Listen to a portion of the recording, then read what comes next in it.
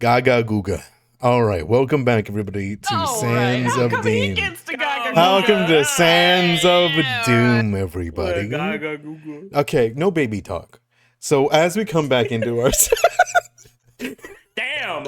as, Damn. All right. as we come back into session. Listen, I just hold other people to the standard that I hold myself to, and that Raptor holds himself to. But you're literally a baby. Yeah, I am. You literally. I am ready for us to jump back in to our shall we say predicament that you are not in. You've confidently drawn a weapon in very clear presentation of how your feelings on these people for what they've done, which is valid. As we jump back to I was gonna say we're not in a predicament. We are the predicament. That's what I was gonna say. Like, you're not in one. You have in fact begun a predicament. In this case, and I'm very excited for us to come back into it. That being said, I see everybody only has 2 hero points. I was wondering if anyone would want to be the one to give us our first recap of the campaign. However, if you do not, we can set the precedent that I will do the recaps for this campaign, and the hero points do not get spread out over the session. I'm happy with either. Would still have the role-playing question, but I am curious. Going once. Going twice. A fight! Fight! Fight! Damn. Any succeeding? Any? You know what? I want to see what Raptor. Sure. I'll see it, Raptor. A You Rana? trade it. You didn't have enough of that for 90 plus sessions of As Above, So Below? I mean, we can trade it back and forth. Take it away.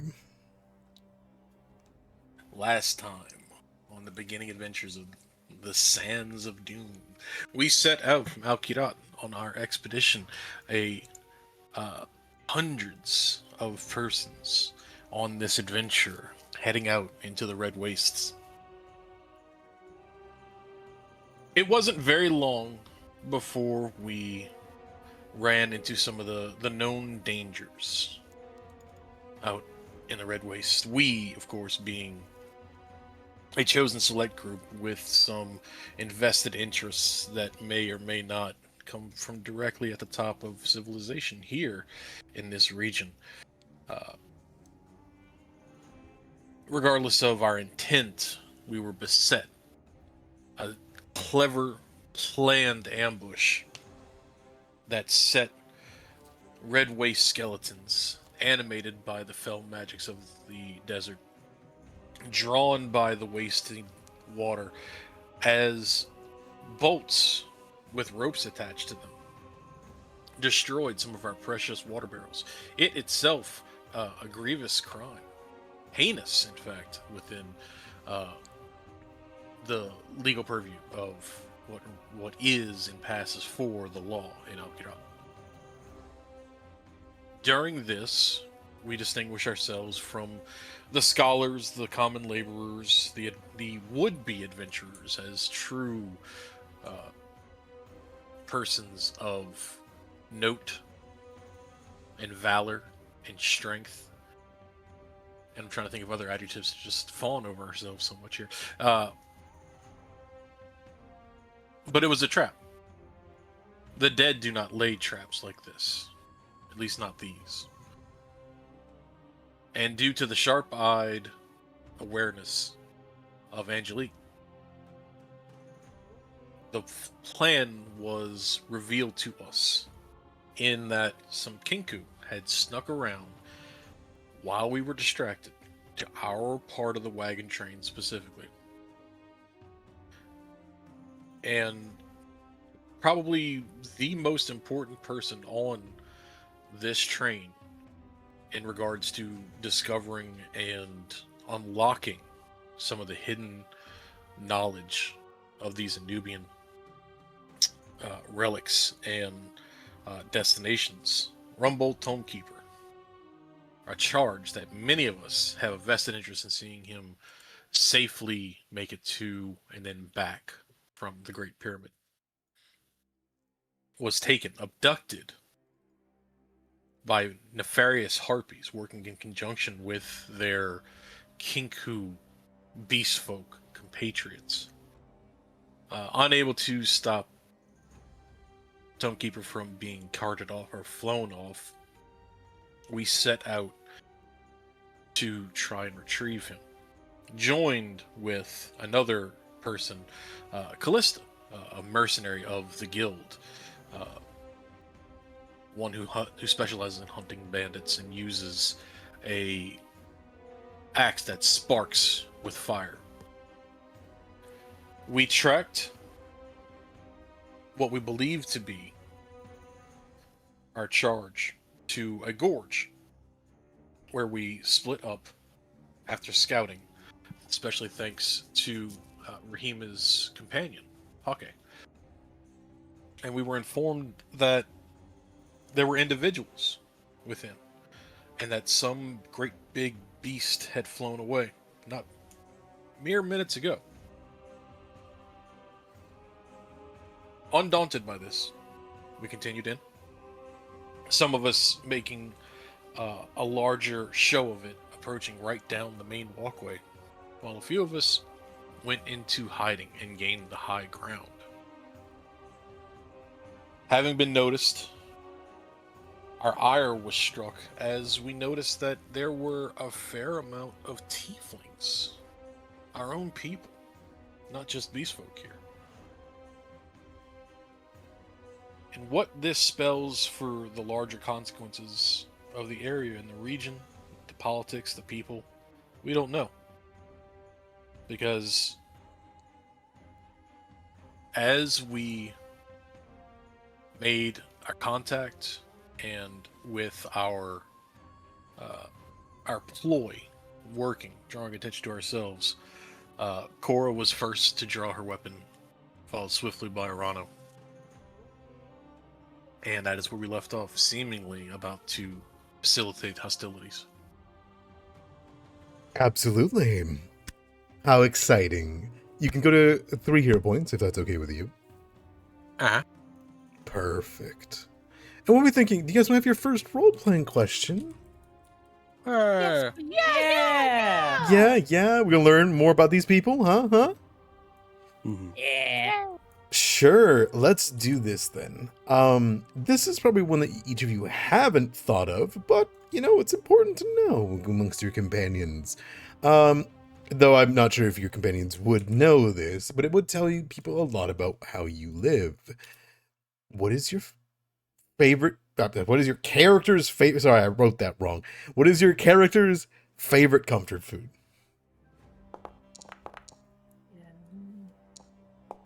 Going once. Whoa. Oh, Wow. going twice. Well, And sold to Angelique. You tell me. there is a regional breakfast dish, I think, with some spices and eggs and herbs that a certain someone, I'll just say it, Angelique's wife would cook for her in the mornings sometimes on particularly special days or when she felt like it. And I think that was Angelique's favorite meal. Yeah, do you like did you like them because they had bloodhawk eggs? They had kind of these cool red yolks and this beautiful color, reminds you of the morning sun on the cursed wastes. Yeah, I think so. I think she's quite Sick. Come up with a name for it. Now. Come up with God. come up with a name for the food right now. Bloodhawk Sunrise.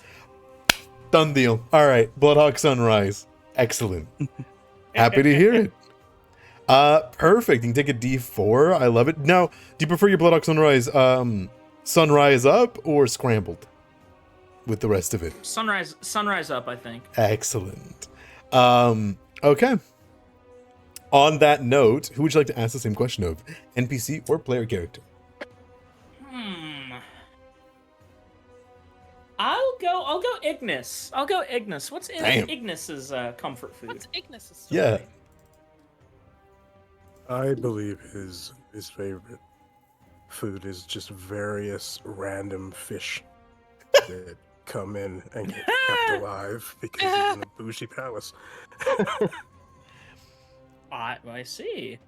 Now, is that cooked? I'd say, yeah, he will always overcook them on accident, but he won't tell anybody and just scarf it down. Bone in? Oh yeah. All right. Now, is this things that come in through the harbor that you pay for with some of your money that you earn via your job? Or is this more of what you can get at the bazaar and what comes into the palace? I am not sure, to be honest. I was just curious if you seek foreign ones. Probably, yeah. Okay. New That makes fish. sense. New fish. That's a Always scope new for it. fish. Something always new. Yep. Excellent. That's cool. All right. Perfect. You can always tell when they've been ice fished. Excellent. I am down for us to come back into it then. What a wonderful question. I'm surprised nobody said cultist because I'm pretty sure you guys are about to eat these guys alive. So let's jump back Delicious. to it. Let's have some fun. All right.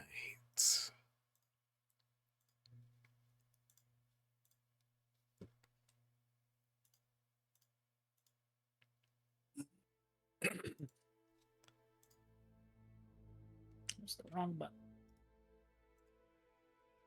As we come back to it, you are within a place of which has not seen worship in so long.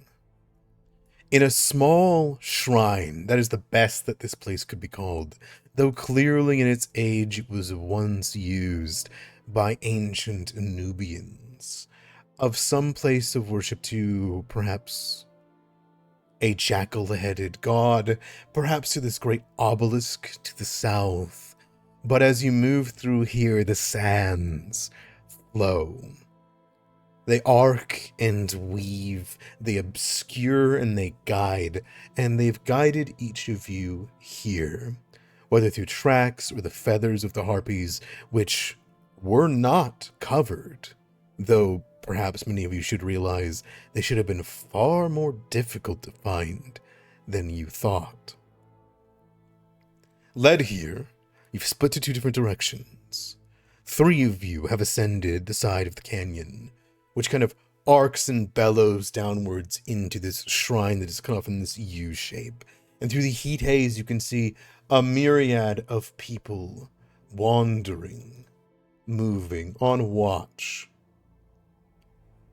Beyond that, however, you can see that they've only been spotted, these 3 that walk through the main gate, staring up at the great statue that looked down on you. Callista lighting the flame of seer, her weapon, across some of the stone from the ruins here. But there are pillars that are marked with defaced and hardly legible hieroglyphics. You can see that there are multiple ledges with fires and smoke. You can smell meat being cooked here in this encampment. You can see multiple tents and huts. And you hear what amounts to a celebration, because they're eating and feasting. And there's the low hum. No words in the song of this harpy, for the lyrics of their wind's whispers would put people to sleep or infatuate them. But here, it is simply ambience, eerie ambience.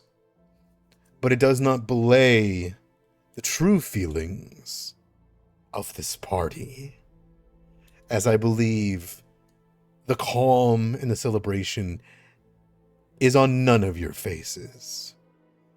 So I'd like a description, if you would not mind, as we come down into this.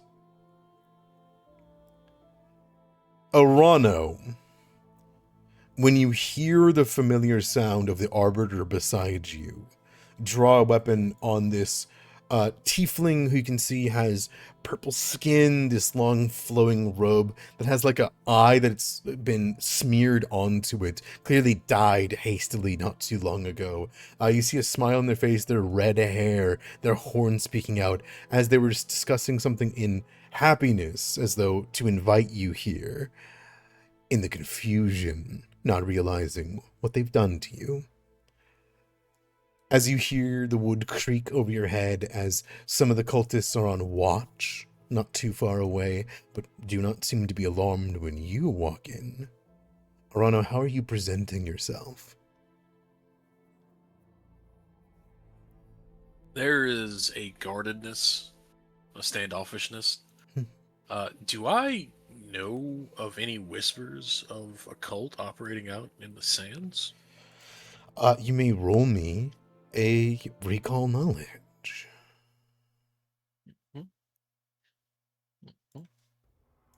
Basic act metra.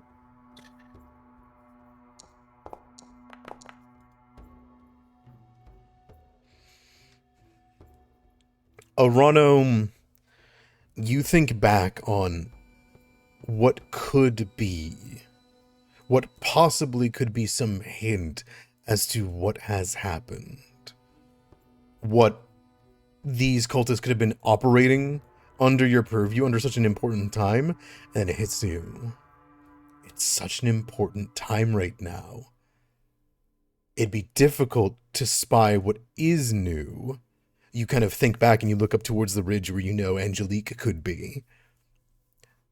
You've let many things slip through your grasp that usually you wouldn't. You have no doubt that likely that is the case around much of Kirat. With the militia and the military all around interspersed, likely they've slipped between the cracks at some point. But you do catch a few things that hit your memory. Boats that circle in the river rather than leaving. Some people will say the rumors that it's people that were denied entry and perhaps were allowed on the expeditions. Caravans that left early, not to be seen, or you wouldn't know if they actually would have made it or perhaps veered away. But as you look around, I will say this. You look here. Those blades, the kopesh, the sword, they are from Kirat's militia. The mark of the Eye of Progress is on its side. You have not heard of them before, but they clearly are from Kirat. The tieflings, at least.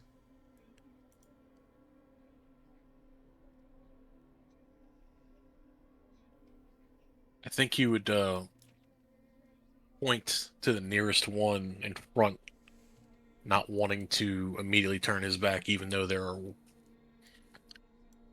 potential hostiles crawling around behind him. I'm only gonna ask once. Where's the dwarf? We know he came this way. Kind of like cocks his head at her head at you in this moment. As this happens, what's your jaw? How are you set? I'm kind of curious of your face. Definitely stern, hard-eyed, flinty gaze. Lips pressed together, eyes squinting. Not trying to hide the anger and the stress. Excellent. As this is said, Cora, you're right beside. Anger still fresh. Callista clearly flipping seer, ready for your guys' leave at any time. Cora, as he says this, do you charge or do you wait? Oh, I charge. Okay. I will. Mhm. Sorry. I will, however, say to Arano, before I charge, we need one alive. We need information. And then charge. Okay.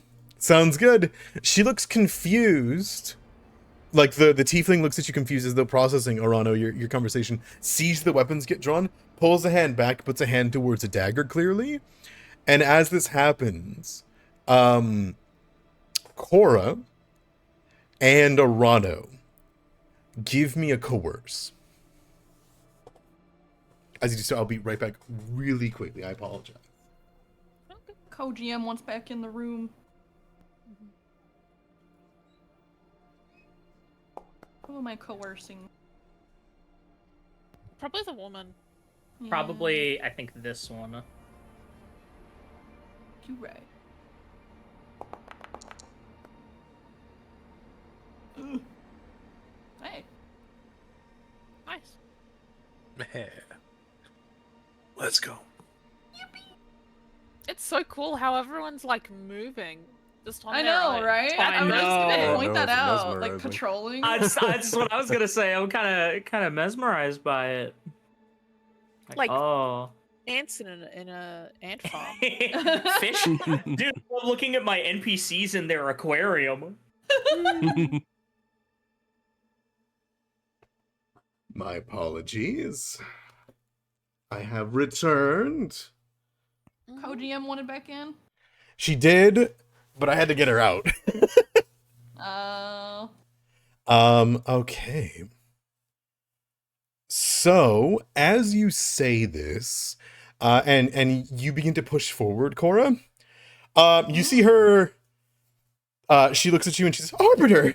And she takes her blade and throws it on the ground in front of you, holding her hands up. Uh-huh. You can take a step forward if you want to. I would like to. Yeah. She puts her hands up, she throws the blade in front. You see that this cultist kind of kneels up from a squatting position and realizes that she starts to pay attention rather than eating on some game meat that she has. She says, dwarf. Oh, you mean,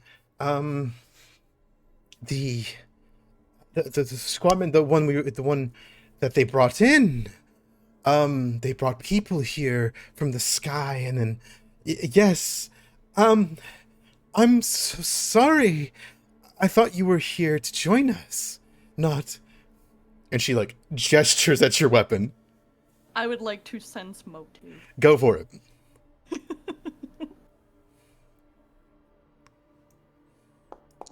Now, my question is, over there, Angelique, and Rahima and Ignis, you all see Korak take a step up, and you see in the heat haze the movement of something being thrown towards Cora. Would you pull the trigger?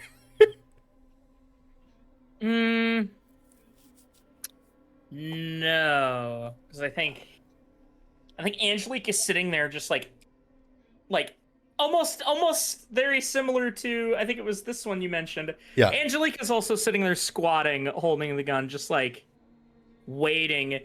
And I think she would mention to Rahima and Ignis, now, we ain't waiting for them to move. We ain't waiting for them to move. We're waiting for these fools to move.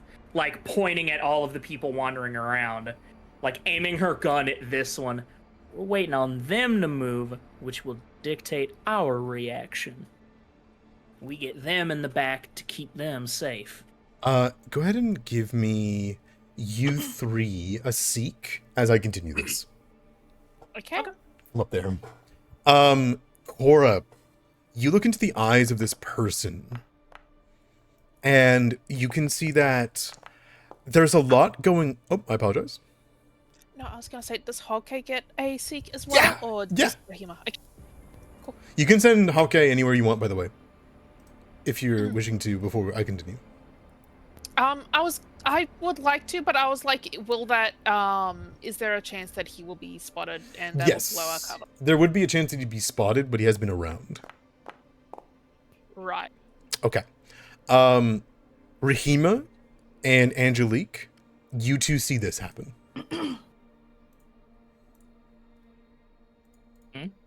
Oh. You should notice that there is something missing. Yes. Yeah.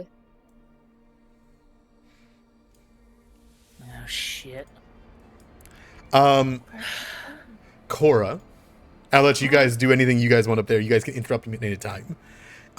Cora, you see in her eyes, you see there's fear, but also some amount of trust and confusion. Not in herself, but in you. And you're curious on why would she trust you? But then you realize maybe she's trusting something else. Something entirely different, maybe. And then it hits you all at once, Cora. They don't know about Rumbold. Or perhaps they don't know about the plan. But you see this purpose behind their eyes. A purpose that you've felt as though they feel as though they're... The word's not special, but there's something great. They're not stupid. They know to throw their weapon down in front of you, obviously. You're an Arbiter Asmodeus. They recognize your authority. But when they look at you, you look into the eyes of someone who feels like they've been promised something. Something that they want dearly. And they put their hands up. And are you looking for anything else in the sense motive? You did very, very well. I'm mainly looking to see if she's bullshitting me to save her life.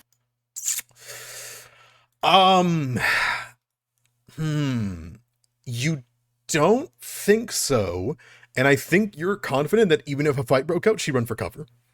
You feel like maybe a few of these cultists would run for cover. They're not trained fighters. Gotcha. And that kind of fear. However, some of them, like the one with the bow up there, you can immediately tell is someone that travels with caravans and knows how to fight. The difficulty would be seeing who will run, who won't, between all of them. She puts her hands up and says, do you mean the one that was... well, everyone was... There's no more dwarf. The scholars are in the corner. Sea Snakes was telling us that's where they must be. That's where they must wait. I think Cora would cut her off. Cora would point her halberd at this woman. You took my father. You will return all of the prisoners, or you will be put to the sword. She looks at you, and she hears you, and then she says, but he was promised, not taken. This is also a promise. Could I take you to Sea Snake? No, you may not. But he is a true servant of the Great Serpent. He would know more. And she kind of loses her temper a little yeah. bit. I'm not gonna lie. Yeah. She butts the hilt of her halberd into the dirt and then points it back at her. I am not fucking around. Give me my father, show me where the prisoners are, or you will be put to the sword. I am not kidding. She looks to the sky. But the creatures of stone, I can't take you there. They have gone where he was promised. And she begins to back up in fear of her life. Oh yeah, as she should, because now I'm gonna fulfill my promise and I'm gonna roll initiative. Okay, sounds good. Yeah. Angelique, Rahima, Ignis, I know you guys didn't want to probably interrupt, a tense scene over there. But is there anything you guys would do realizing that the Kenku, during the commotion, disappeared? Yeah. Go on, sorry. I was going to say, I would have sent Hauke out. Do you need me to roll a stealth or a sneak? That's what he would be trying to do, is go stealthily. Sure, give me an avoid notice. Because you're still technically in exploration at the time. Yes. I feel like we've disrupted enough that's not unfeasible for a small creature to be able to take. Okay. Well, that's why we have...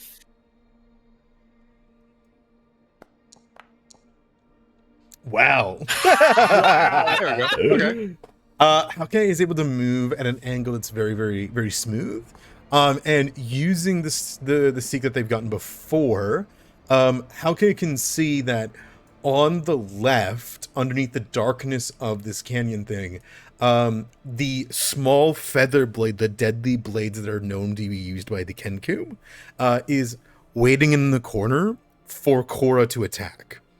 And is stepping forward to, they will not get any bonuses for stealth because of you, as long as you're willing to alert at least Angelique or Ignis or even yourself in some manner before that happens. How would Hauke relay that to you?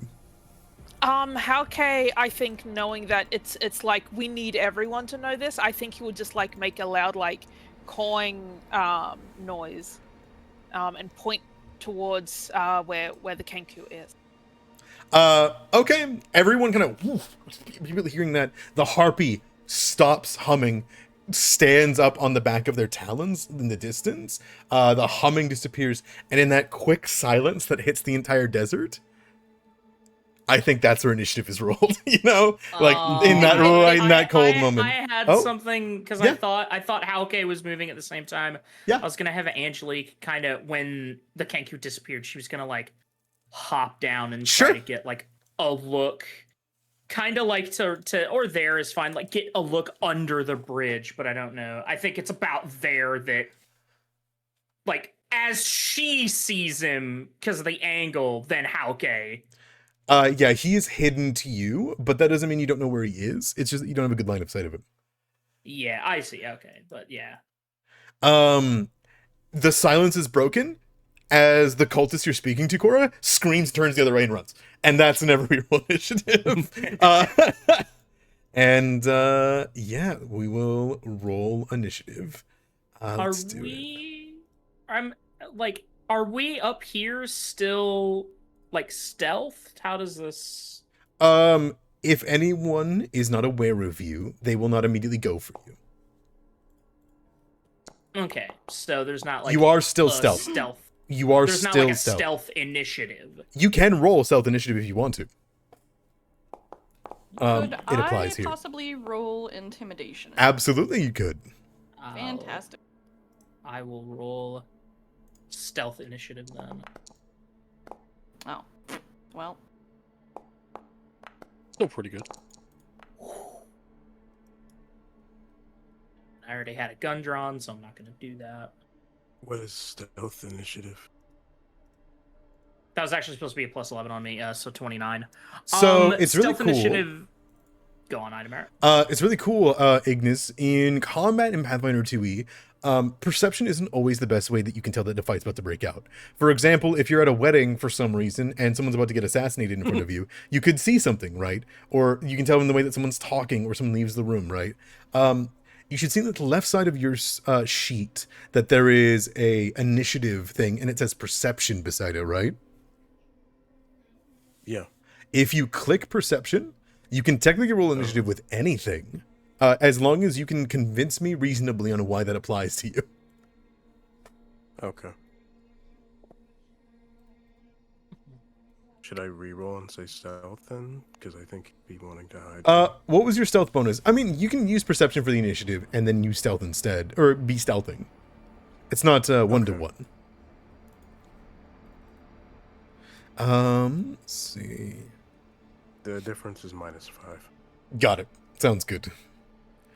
Idamera. Yeah. I forgot to click 10 paces. It's supposed to be 29 on me. Okay. That might apply. We'll see. If I click, I've checked it. All right. That is going to go to, let's see, here. And yes, you have in fact now triggered the entire camp. To be clear. Yay! All right, let's see it. I'm super excited for this fight. Wow. Okay. Did you want to put me at a 19 in the initiative roll then? Did you want to use your stealth instead? Yeah. It doesn't break your stealth to use perception, to be clear. Yeah. Okay. I also And don't like being in the front. you are Initiatives. you're allowed to delay. Yeah, fair. You can delay as much as you want in this. But you can't go up, if that makes sense. Yeah, You can delay to the end of the road. Starfinder. Mm-hmm. Yeah. The first person to act is going to be the harpy, who, in the whispering of this, and realizing what's happening, you hear a ting as they move to the edge in the distance. Arano, you get kind of an eye line sight on them as their wings kind of batter.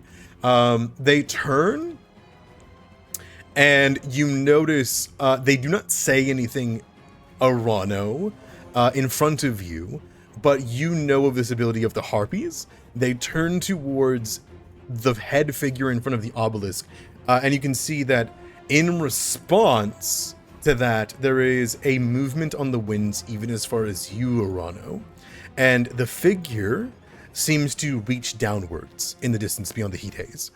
They seem to be have alerted them. At this, the harpy will then fly. They have a flying speed of 60 feet.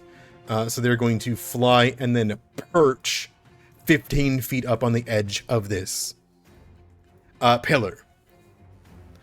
She then will look down towards everyone, see you all, and you guys recognize that this is in fact the same harpy that took Rumbold. They then will just look over the battlefield and scour, but that is all of their actions. Angelique. Okay.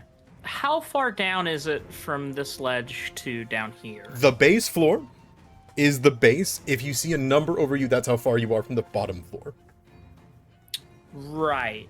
So I have 10 feet of free movement at the start of my turn. What happens if I were to just walk off the ledge? You can't climb with your free. But can If you I? walked off, you take 5 damage.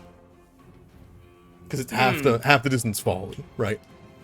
Ouch, and that's not good for me. Correct.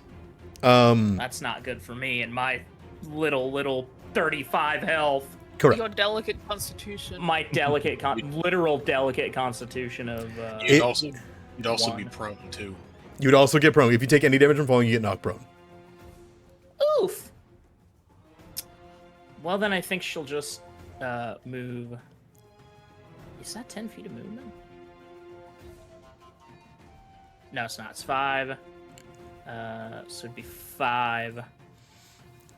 I assume this, I'm not falling off. Nope. 10. As you kind of stumble, your boots hit the side, you can see rocks fall down. You don't see the Kenku turn around just yet. They seem to be focused forward. Even though it's out of range, I think she's gonna... Oh, no, wait, no, I've already... God, where would I lose the angle?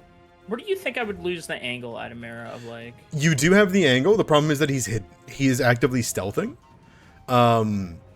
So he is not observed. Essentially, that there is going to be a flat check to hit him because of the way that he's rolled his hidden check. If you rolled me a seek first and you beat it, you could ignore that. Right, okay. I meant, like, how close could I get without, like, where could I move? How do I... There it is. Where would I move and then lose the angle? Probably, like, here? Yeah, anywhere that you would probably think that, you would lose that angle on the map. Yeah, fair. Okay, then I think I'd just do it from here. Yeah, I'll roll a seek. Sure. Try to find him.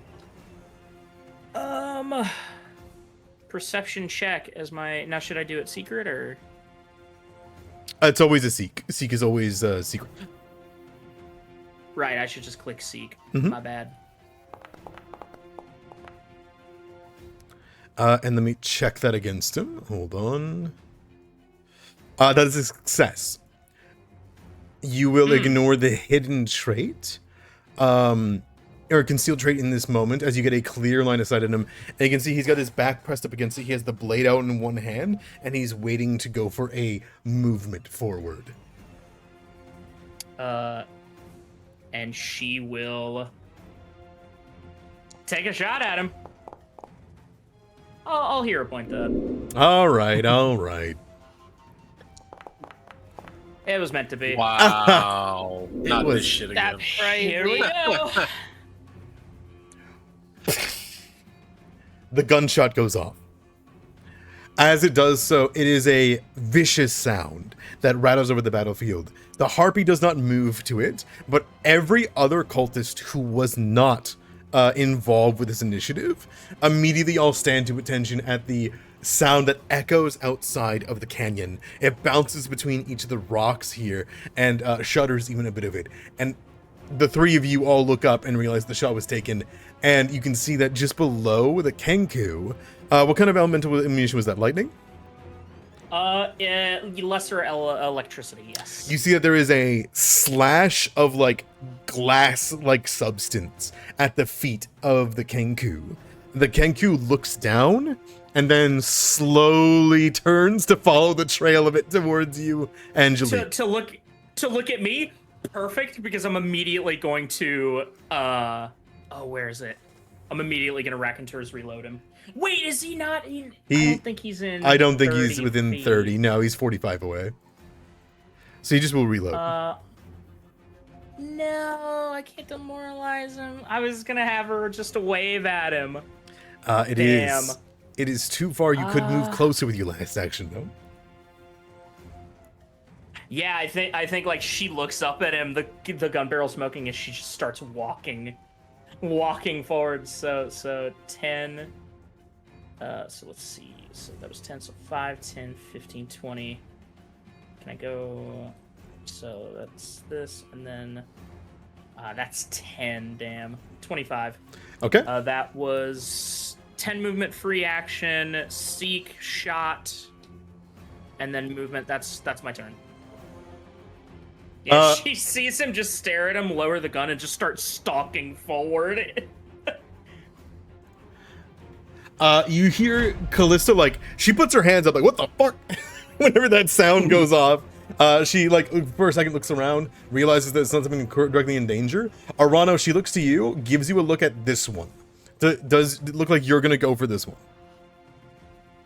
No, I am going for either whatever was shot at over in this corner, or I'm going for this one. Okay, she turns towards the canyon piece here. She punches it, takes a fistful of rocks she takes out. She loads into the side of her hand as she takes one arm off of the great axe that she has. She then whistles and says, "Catch!" And she'll use a sling to throw it at the Nephilim up here as she runs up towards it.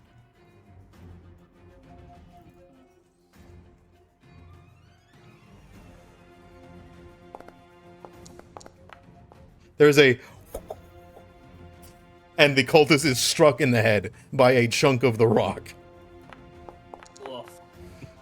That'll deal 9 damage and bloodies them as they let out a "oh!" And she like dives to the ground. And that'll be the turn. All right. Can I see the Kinku? I mean, I see the icon. I would count that Angelique's shot and the bullet scratching the ground is enough for you to basically reveal it for free. Yeah, you can see there's a Kenku tucked against the bottom of the shadows of the canyon and is looking back towards where the gunshot came from. Interesting. I had already drawn my weapon in a threat display, and with swiftness, just a burst off the ground, kicking up dirt as he goes. We sudden charge. At the moment you do, I will say this. It will not affect you this turn, but you begin to realize why the harpy perched. And you can see that there are feathers beginning to fall in front of you. I figured as much as I was trying to get this one down ASAP.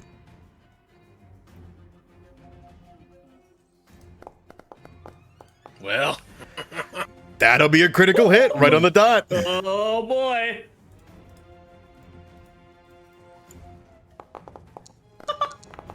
Okay. The way he turned.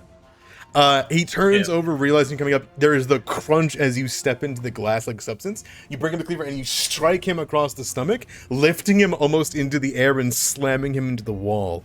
The Kenku lets out a gash, and instead of a voice that lets out a scream, instead you just hear a help as it shouts outwards. It takes 17 damage. It falls down the wall, but it's still up. Dragging the blade back out. Sure. Also hits. Dang. 7 more damage. It is nearly brutalized. It is near death at this point. The Kenku falls to the ground, its knife falling into the sand a bit still in its grip, and all the blood that you've spilled, you would see disappears into the red sand. You have one chance. Make the smart move. It'll look up at you and it will relinquish the blade into the sand. Okay. End my turn. The cultist up here sees what you're doing down there, Cora. That's scary. People are getting hurt. They're going to draw from their side a dagger, and they're going to throw it at the back of your head. Well, that's not nice. I got a big ass head too. What the hell? Oh, not big enough. It hits the stone steps in front of you, glancing with sparks. She goes to draw another dagger, but I think more than that, she looks over, and that happens about the same time that the gunshot goes off, and she is going to instead draw her second dagger and stride over here to Angelique. That'll go to Angelique just holds her arms out. this cultist here, who sees the fight down there. However, the downy feathers are falling down, and the harpy is above him, so he's going to immediately have to make a fortitude save against being EP.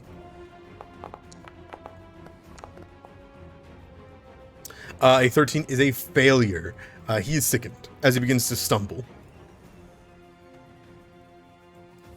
Oh, they can friendly fire. I see. And they are going to rush forward into melee with you, hopping across the steps, bringing out a blade, and slashing downwards at you. Oh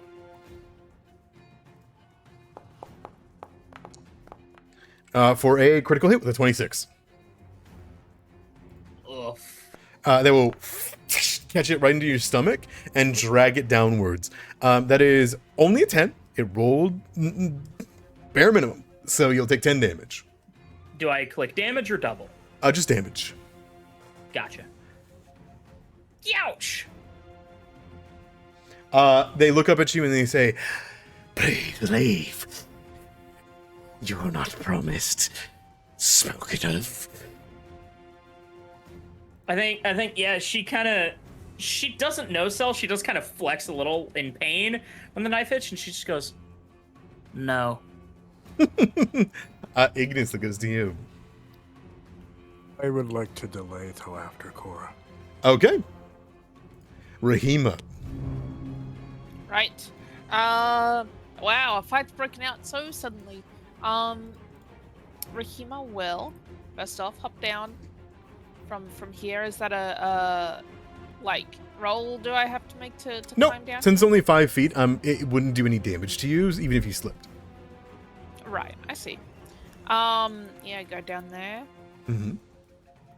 Oh, that's my max movement. And I will.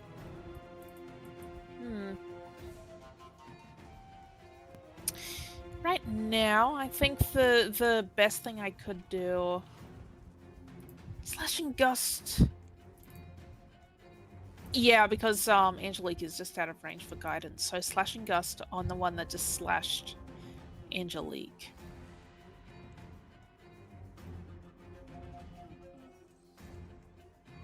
Perfect. If you have two hands free, you can target 2 creatures with this spell instead of 1. Do you choose both? Oh, Yes, I'll choose both of them then. Excellent. So I'm going to attack on that one, and roll a second on the other one. I assume you have your hands free, right? Yes. Perfect. That is a hit. That is a critical hit. All right. What do they hear, and what does it look like whenever you cast this literal air that slashes at them? Well, first off, they hear it. Sorry. And then they will see just Rahima. You don't see her cut her hand, but this like dark ichor, almost like blood. She makes sort of like a slashing motion in the air, and this wave of like almost like torrential wind just like goes for them, and this bit of like ichor blood slashes them. Perfect. As it slashes through, you see on the one he batters and takes a big cut across the side of his jaw, and it almost takes off one of his horns. For the other one, however, it takes the full torrential wind. It slashes towards her arm. The arm falls off and falls down the side of the canyon. She then twists, tumbles, and falls and cracks her neck down below. And I will also whistle for Hauke, just like as flavor as he starts making his way back towards me. Sounds good. That'll go to, as you know, that's he independent. is flying. Independent and Just flying? to- Yeah. I will do this to make sure we can mark that then. I apologize. Thank you. Okay. Let's I forgot to say specify. probably still have the same height. There we go. Yeah. Perfect. This one here, just watch their friend's arm get cut off and then got tripped by torrential winds and they fell down. That's no bueno. That's no bueno. They will shout, and they will shout out as they hear, Dreamers of the Whisper, please help, heretics! And more cultists roll into initiative. As they're going to use 2 actions to shout out for aid.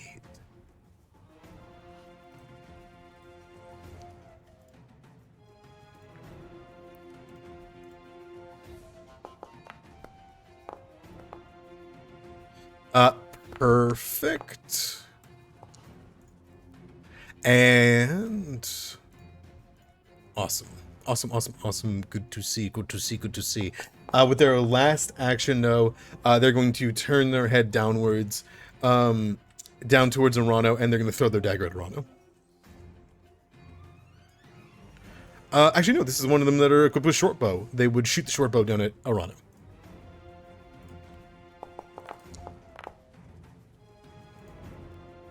That is a miss.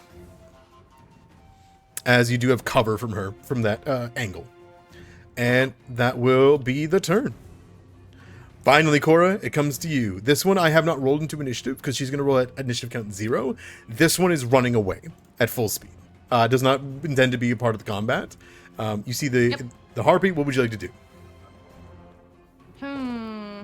You see the glowing light beyond too. The harpy said something to a figure to the south, and there is a glowing golden light above their head. Gotcha. I don't think there's anything I can do about her, though, because she's so high up. Even with reach. Yeah, I've been sitting here trying to think about, like, where I'm gonna go and what I'm gonna do. Nah, because everybody else is high up. Yeah, it's tough. It's a very, very tough map. Alright, well... I say decisively, still not having decided what I'm gonna do. You could storm into the fray of the main camp where you know likely that the prisoners are being held. But you would go across the feathers of the harpy. You could turn around and climb the ladder here because it's free to climb. It would just take time to fight this one.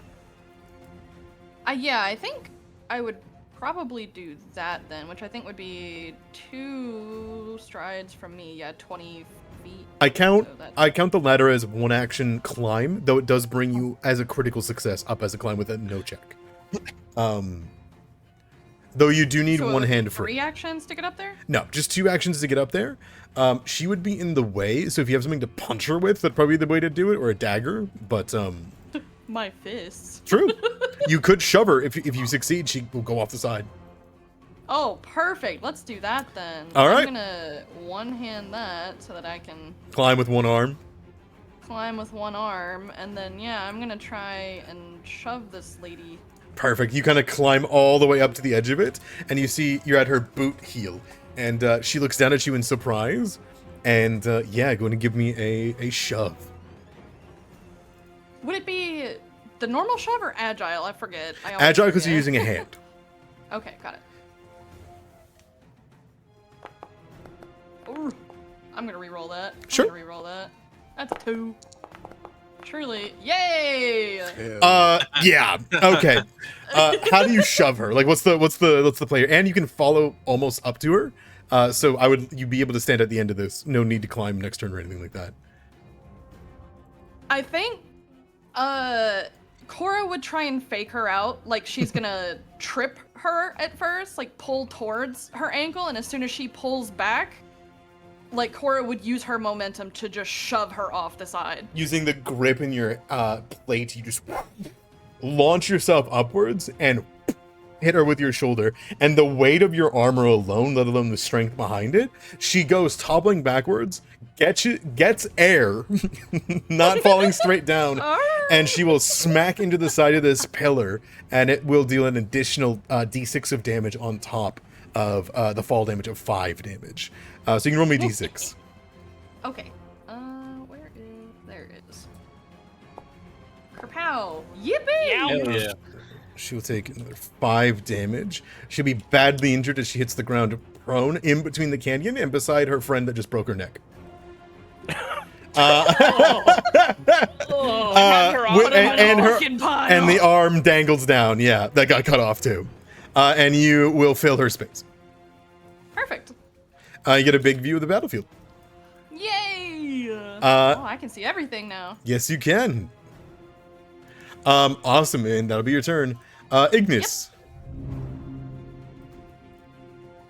I think he's going to take his tail and in like a whipping motion point at the cultist in front of Angelique and use Divine Lance. Very nice. And it just looks like he's whipping his tail at them, and then a huge lance comes flying at them with its unholy magic. A forked lance. Yeah. That's a critical hit because he's sleepy. Oh. The sleepiness will knock him down by 1 AC, and that'll get a critical hit. Yeah. 12 damage on top of the hit that they've already taken from the slash. It will deal 12. And Angelique, before this one even is able to, be shot by you or anything like that, the lance hits. And what does the wound look like that the Hellfire Lance does, or the Hell Lance does? I'd say it looks like a volcano like breaking through rock. It's that glowing hot white metal. It's just like an X or a wound stuck in him. You see that he looks down, and Angelique, you watch as the wound is like a crack through the volcanic rock. As his skin is like this dark, deep blue, the wound and his blood suddenly become white hot, and he looks down, and you just see the light leave his eyes as the spirit damage takes him. He just crumples over as it withers away. You cooked Yeah, it she- inside out. Yeah, cooked him. She kind of watches him go down, turns around, fried. gives you a thumbs up, and her hand is shaking. A wave of the tail, You still got one more action. So was take wing an action to use? It's an action that lets you move. Like, it is a stride itself, if that makes sense. Okay. I will. See. You Just batter don't your fit wings. there where you're moving. I will do that. He'll bring his wings out and do a lift off and fly up to here, 15 feet up, and then just as his turn ends, gracefully float all the way down. And you take no damage. And there is some food, celebratory food that was clearly being cooked to be brought out for multiple people beside you. It's free action to eat them if you want. There's eggs. Oh my god, they're Bloodhawk sunrises. Oh my god. Oh my god. That'll be it. But no fish, I'm sorry. Damn.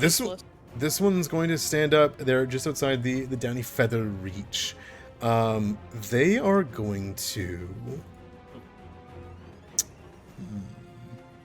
Is it not? They're going to rush up and stab into Arano's back. They pass under the harpy? They do. It's at the start of turn that the aura affects. Oh, so if you move through it in one turn, it doesn't affect you? Correct. Arano, you hear the toop, toop, toop, toop, toop. Ping! And you see it hit the neck of you, and as you adjust slightly, and it just locks into your armor plate as you shrug your shoulder up and hold it in place. The Kenku... the Kenku is going to see the blade on the ground, look up at you, Arano, and they're going to bring the feather blade upwards, and with their arm that flares out into a wing that is flightless, will kick up the sand. And you would watch as their fanned feathers will bring out a breeze that will do a 5-foot burst around them as they do their feather fan dust up. Is this perhaps a manipulate action? It is not, as the air and divine traits. Oh, okay. And they will simply, it is a 5-foot burst around them to conceal themselves away from you. I will tell you this right now. They look like they are not going to grab their blade off the ground. Instead, they were using it to kind of channel this energy. They look like they are going to try to run past you as they take a move action while concealed. Whether or not you attack them is up to you, but they clearly are without their weapon. And they do not look like they're going to flank you or go to an advantageous position. You can tell when someone is running away scared.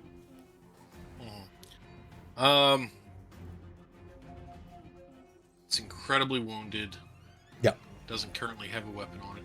I think I would allow it to run past. Okay. It will continue its stride. I just wanted to note, because you have reactive strike. Now, do you want to betray that whenever it gets to here? I'm just curious. But no, it's leaving a blood trail. Okay. We need to find a weekend.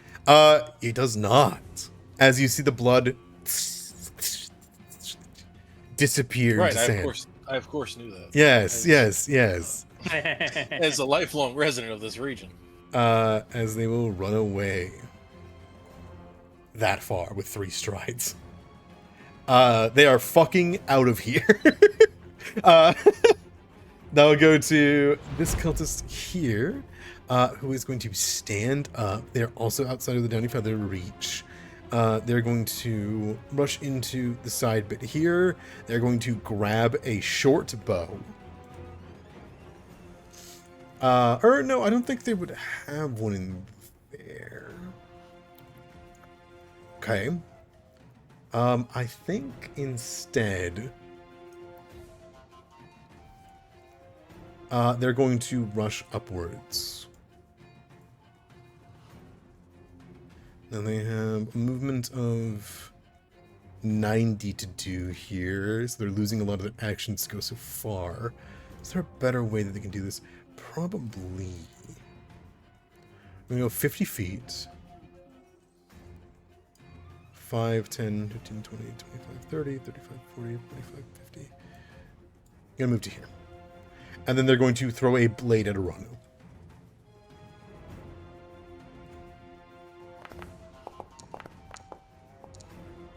Which also glances off of your armor. In the distance, for those of you that have a clear eye to it, especially you, Cora, you would watch as a brilliant glowing light would snake up the obelisk. You would see a brilliant light beyond you as you see symbols, and immediately, Cora, you realize that you recognize the glowing. It's very familiar to you. As this happens, you would see it channel downwards, and the glowing light would flow into this this creature.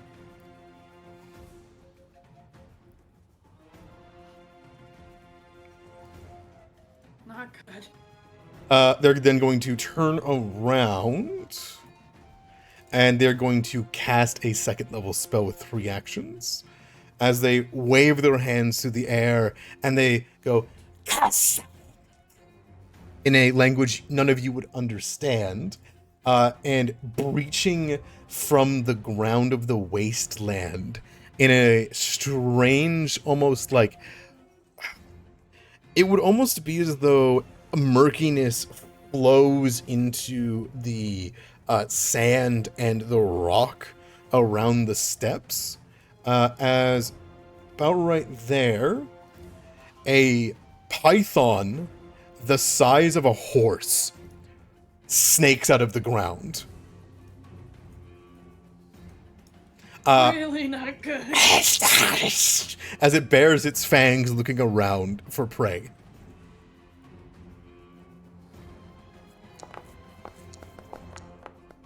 The python is then going to take 2 actions as part of its summoning, as it will slither, as there is a pointed direction from this thing, and it will go to the side wall here for 1 action. It will then spend its second action to use its climb speed to slither up the wall and go an extra 10 feet to here, getting cover behind this tent.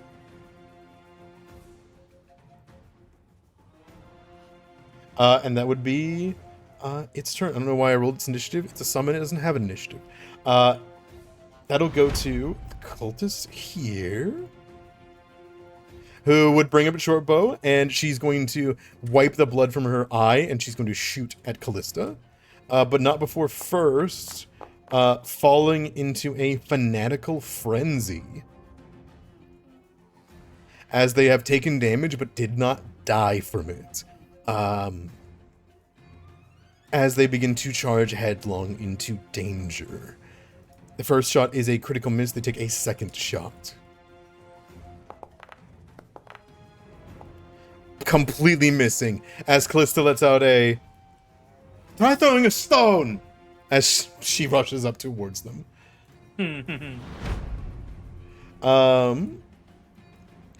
Cultist way in the distance here.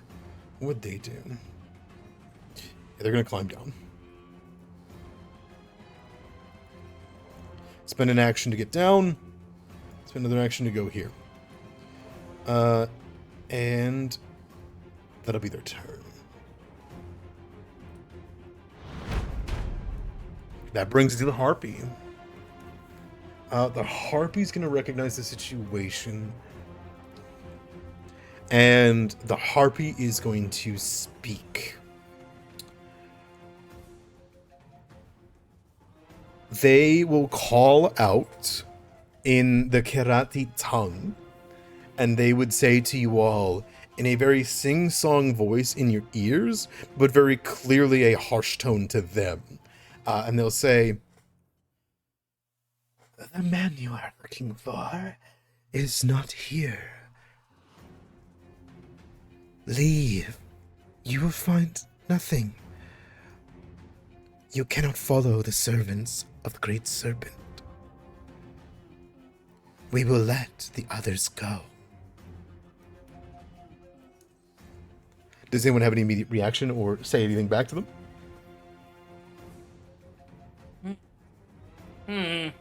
I can't sense motive. No. But do you want to make any immediate retaliations to that? Not at the moment, because I think she's full of shit. Yeah, I do too. Yeah, I think Angelique. Bullshit. She turns and sneers at you, Angelique, and she breaks away, scattering stone off the pillar, and will fly towards you. She will fly 20 feet up, so 10 feet above you.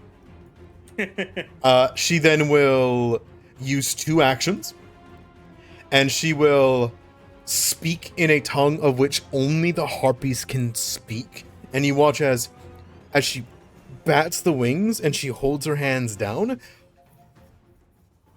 In a circle around you, Angelique, the sands begin to kick up. And she will open and unhinge her jaws, showing fangs as this happens, as she uses the hungry winds. And you need to make a fortitude save or be pulled up into reach of her, lifted into the air. You recognize this is what she did to Rumbold.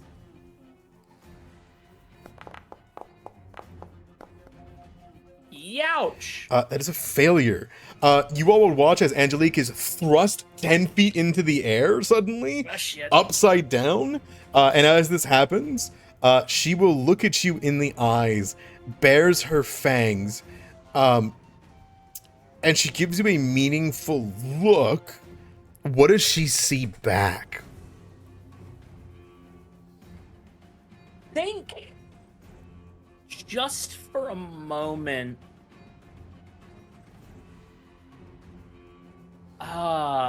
I think she sees the reflections of the glasses, and just for a moment, somehow the light hits Angelique's face, and she's got a huge shit-eating grin. The harpy will snarl and bite you.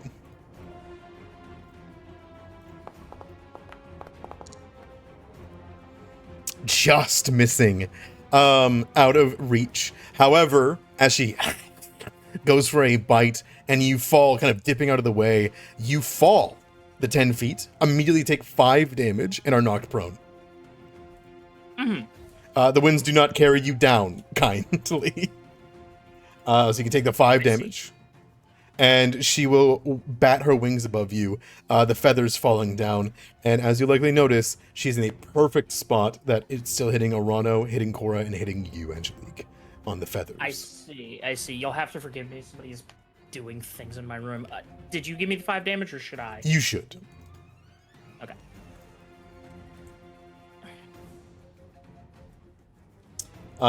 Angelique, that will go to you. You are prone on the ground. This thing is 10 feet above you. She'll stand. 1 action. Okay. She's not. Do I just right-click prone? I got it. Never mind. I don't think she enjoyed. Not the lifting. I think she saw the big snake. That worried her. She's gonna quick draw. That thing has greater cover against you as a warning. A second gun to shoot the harpy. Okay, sounds good. Then strike with that weapon. I see. Yes. Yeah, she stands up. You see her switch the gun to Ivory to the left hand, and I think Cora and Rahima, you see her sneer back up at it, pull a second gun from her coat, and shoot up at it. Oh, it was so close to a 20! That's okay. It will be swept away by the winds as it is almost ricocheted off of whatever beating winds this thing has conjured. It definitely sounded different than the other guns, so it's like audibly like, was that a second gun?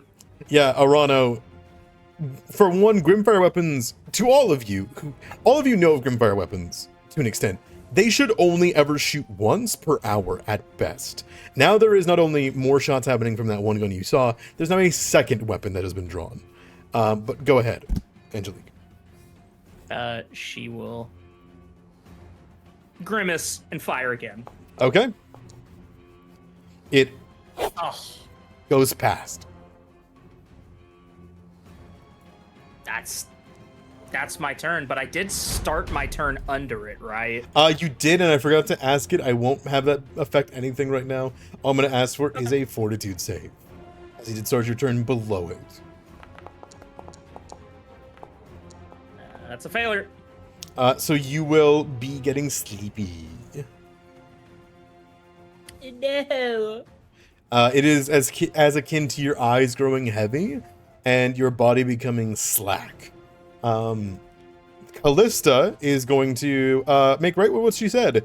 She's going to take the second rock that she has, use an action to reload the sling, and then just fucking huck it. Try throwing a rock. For a critical hit? It succeeds. There is a thud Jesus Christ. as the rock hits them right in the forehead, and you watch as the person just goes limp and falls down dead. God Not bless. 18 damage. I apologize. Even That's half how- of that would have killed. I mean, even that's how slings are Sling- in real life. They're fucking scary. I apologize. I didn't move this non-combatant. She would have run away at this point. I apologize. To here. Callista then looks over and is going to use her last action to go towards this person. And you hear her call out, "Was that a snake?" Yeah. Shit. She's like looking over the side of this, trying to like get an eye on it, but it's hiding in the tent at the moment. All right, that'll be that. Arano. All right. Quick clarification. This one has a blade in hand. Has a bow in the back. This one threw a weapon or no longer has a weapon in hand. Correct. They have their fists. Okay. Mhm. Hmm.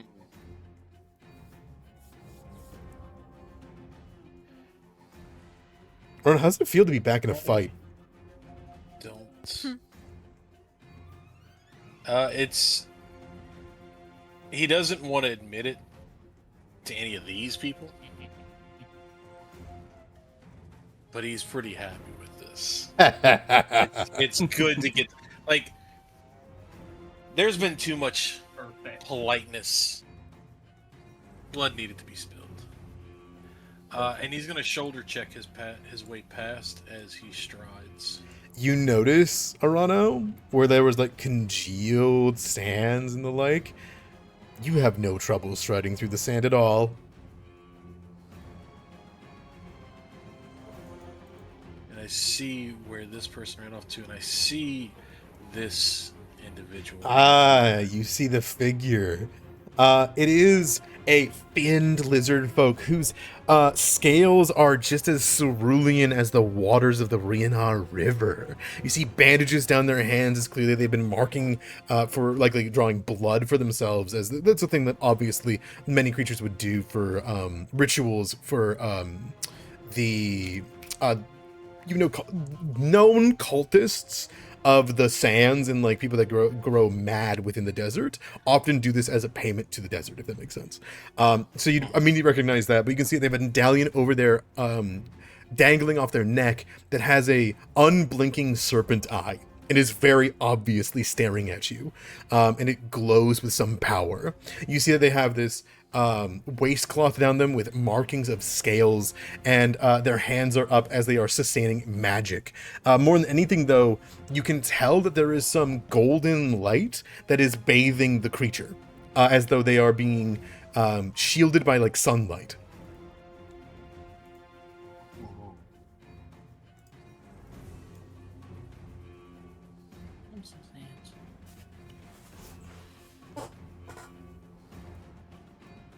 Also, you would see the giant obelisk, which is set into the stone and is clearly survived all of this time, and you can see it is covered in this black substance of something that you almost recognize.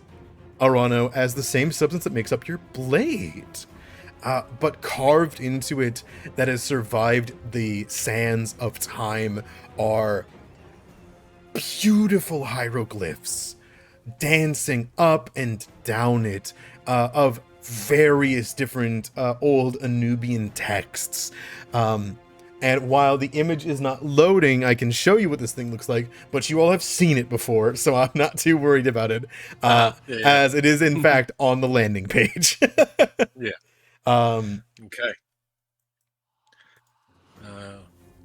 Another campaign with an obelisk in it has hit the stream. I know.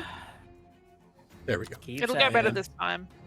I will stride. Oop, Not Oh, there it another is. one. will stride a second time because it'll still be outside of reach.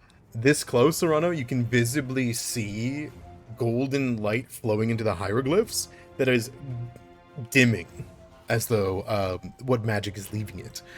You also can hear shouts from the southwest.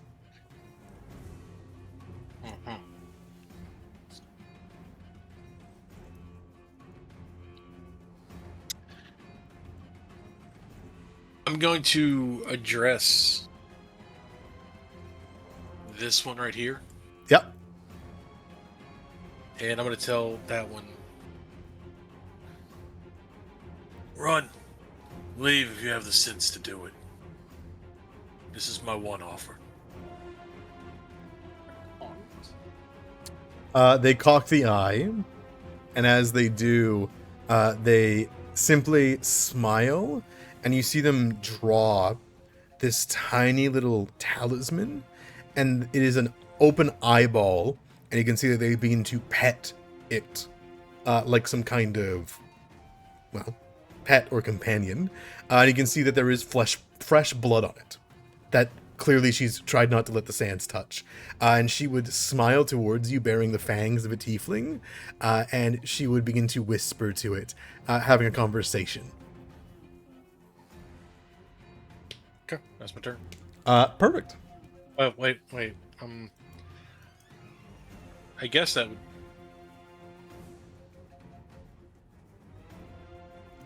Two movements, right? Two strides?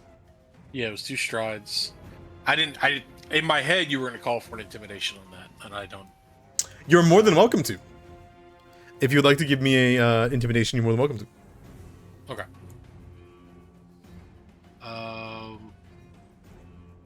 Try and do it without it flagging me because I don't know if it'll do. You can just roll me intimidation. I know the rules save DC. Okay. Where the shit is it in basic action? It's not in basic action. Intimidation is in your hand core skills. Okay. In your character sheet. You're all good. Here, I'm just gonna proc that. Yeah.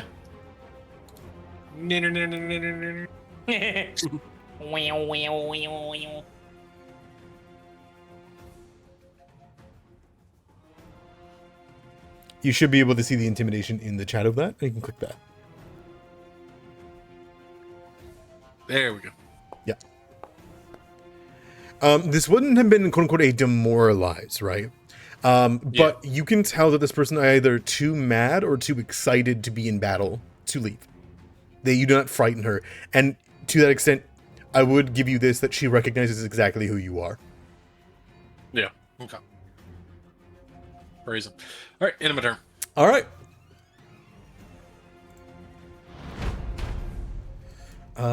Perfect.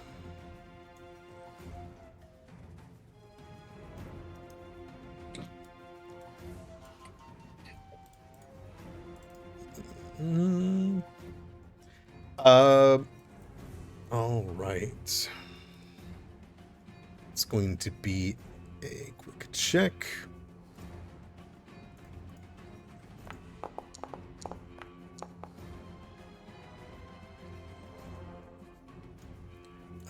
And apologize for the silence. There's an important reason. Okay. I don't like that you're rolling dice like that. Cora, No. from out of nowhere, on an attack that you are off guard to. What? An arrow streaks down towards you. Okay. Does even with off guard, does oh, you wouldn't have greater cover because of the situation. I apologize. It's because of my marking on this. Does a 19 hit you at your normal armor class? 19 is my AC, unless that went down because I am technically prone. This should have hit you. The map terrain's confused because there's a hidden target happening right now. So this would hit you. My apologies. Because it's a 19, exactly your AC. Your AC would have gone down to 17. Sorry, your 19's 21. It goes down to 19. He rolled exactly a 19 to hit. It hits you.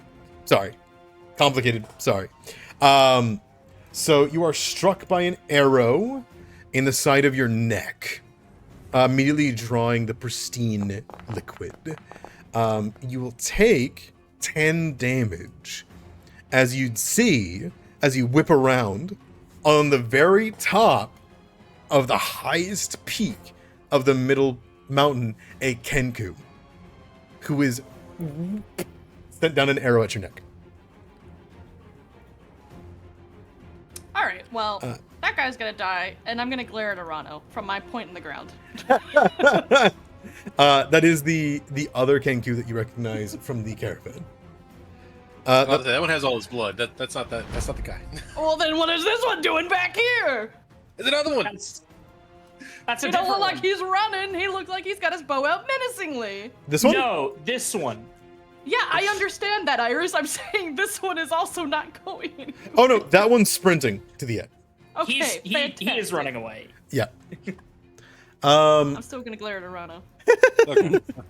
All right, this cultist over here is going to stride twice towards you and try to stab you. Okay.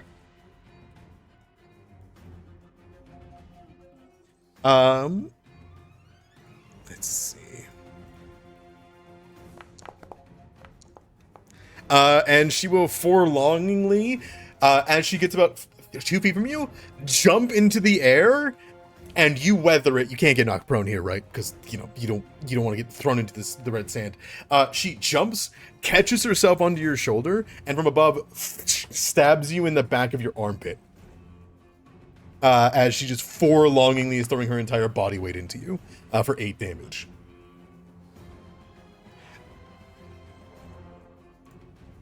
Rahima, that goes to you. That it does. So I am. Okay, no. I am wanting to do something with the snake. However, just moving the once would not really get me there. So I am half tempted to delay my action until sees snakes. What a name, eh? Goes. Yeah, I know, right? Or I could I'm just imagining the do Wojak stuff now. pointing backwards. It's him. He sees snakes. I don't He sees know that. what to tell Holy you. shit! Yeah. Holy fuck. Yeah, I think what I will do would take root help Angelique with the fortitude save there. Yes, it would. It would help Hey. from the getting pulled upwards. Okay, that's what I want. So yeah, I think Rahima seeing Angelique struggle with that will take the wooden staff that she has that looks almost like a tree branch, and she will wring it dry, not wring it dry, but make the motion of wringing it, and these like little thorns will come out and pierce into a palm, drawing blood, and the blood will, almost like it's outrunning the like curse in the sands, will make their way over to Angelique, and she can still move, but if something is trying to take her somewhere that she doesn't want to, almost like a seatbelt, it'll like tighten and try to help her like stay put. Okay. Angelique, very uncomfortable, I imagine. Go ahead, Raheem. That's my first action. Still got two? and- Yeah, I do.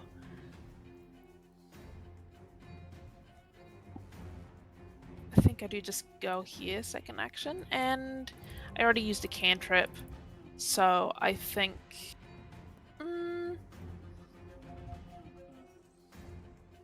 Actually, you know what? I think I also do Bloodwood. Are any of my other friends in range? No, apart from again Angelique. Or actually, I could do Ignis. Can I do a focus spell if I've cast a cantrip, or is that something I can't do? No, you can cast things as much as you want in a turn. There's no limits.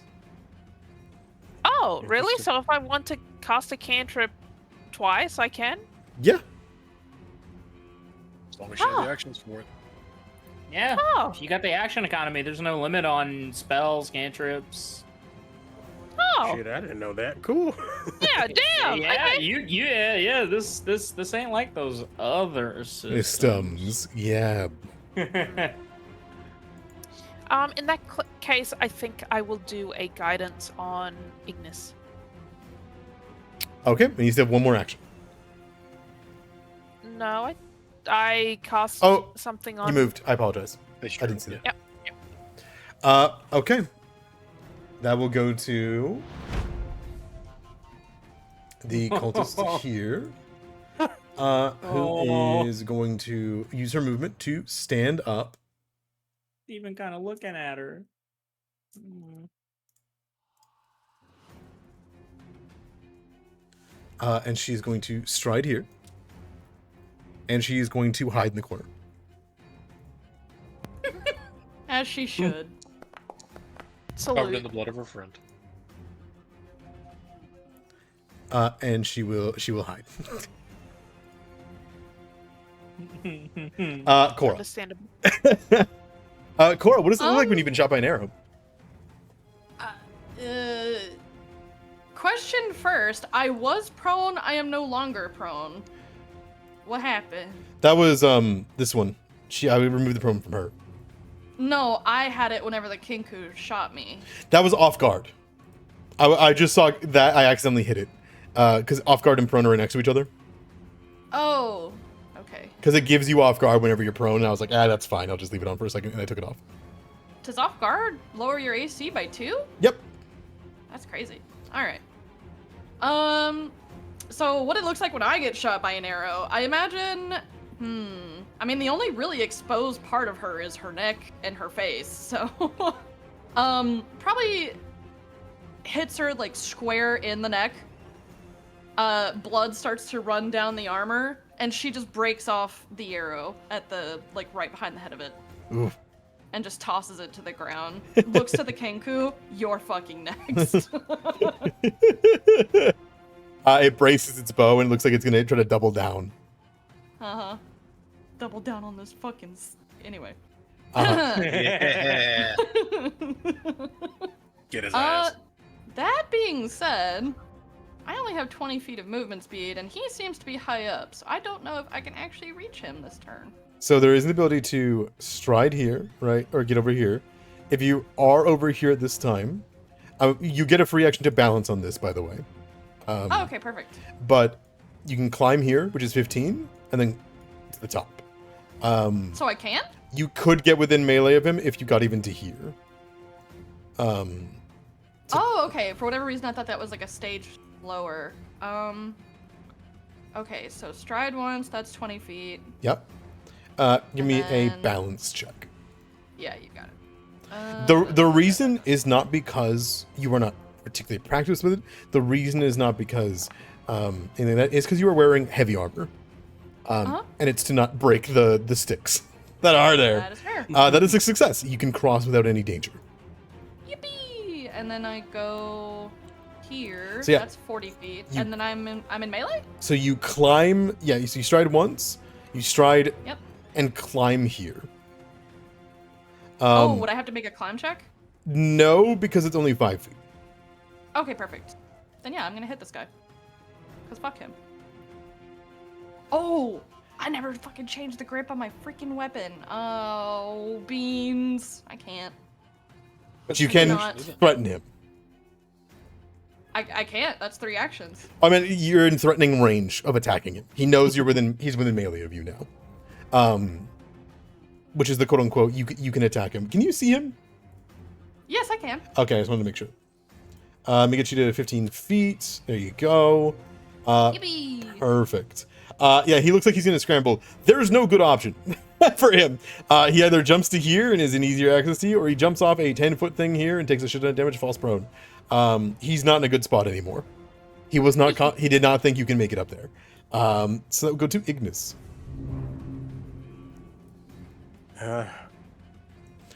You are just out of the reach of the downy feathers, so you're okay for now.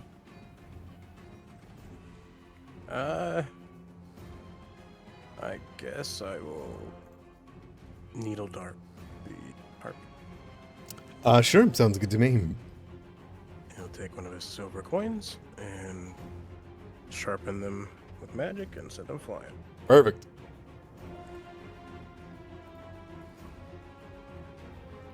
And this is at who? The harpy. Okay. Oh, hero point. Sounds good. Oof. Okay, Ah, that's okay.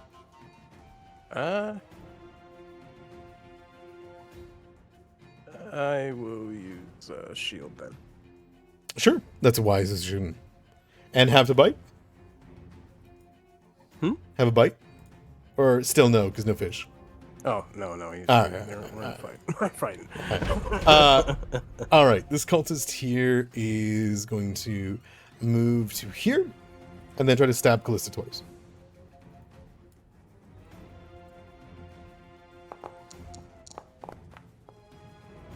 We'll miss on the first. We'll hit on the second. Stabbing into her back. Okay. The Kenku over here is going to shout.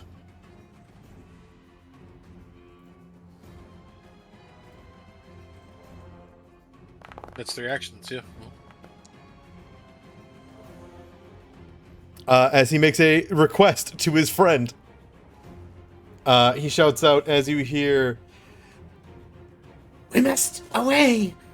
The guards are coming!" You hear them say, in a childlike voice, to the one at the very top. The one at the very top looks down, and they're going to make a will save.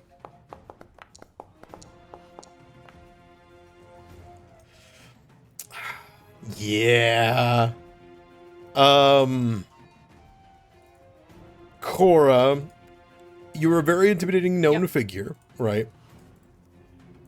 You would see this one will bring up a hand, bring up its arm, bring up a feather fan dust up to conjure a little bit of sand to block your vision.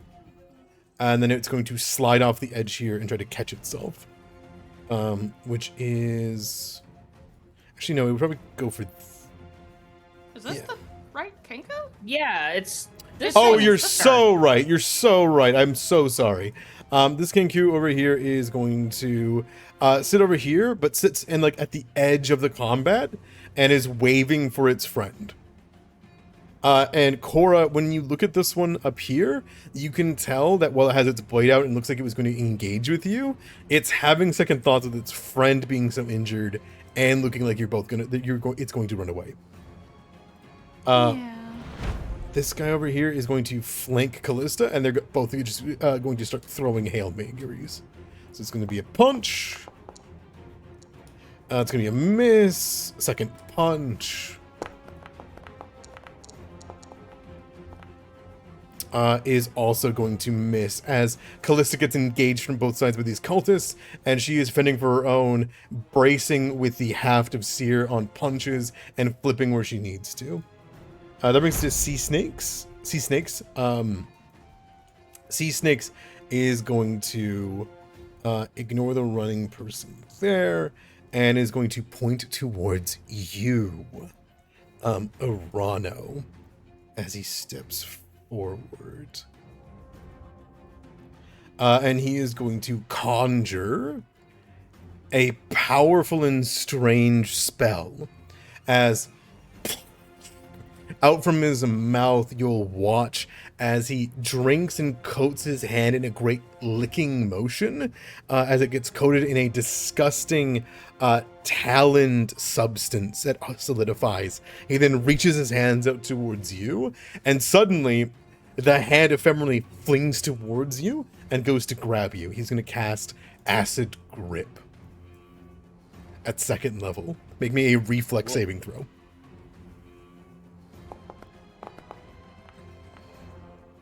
I'm gonna reroll it. All right.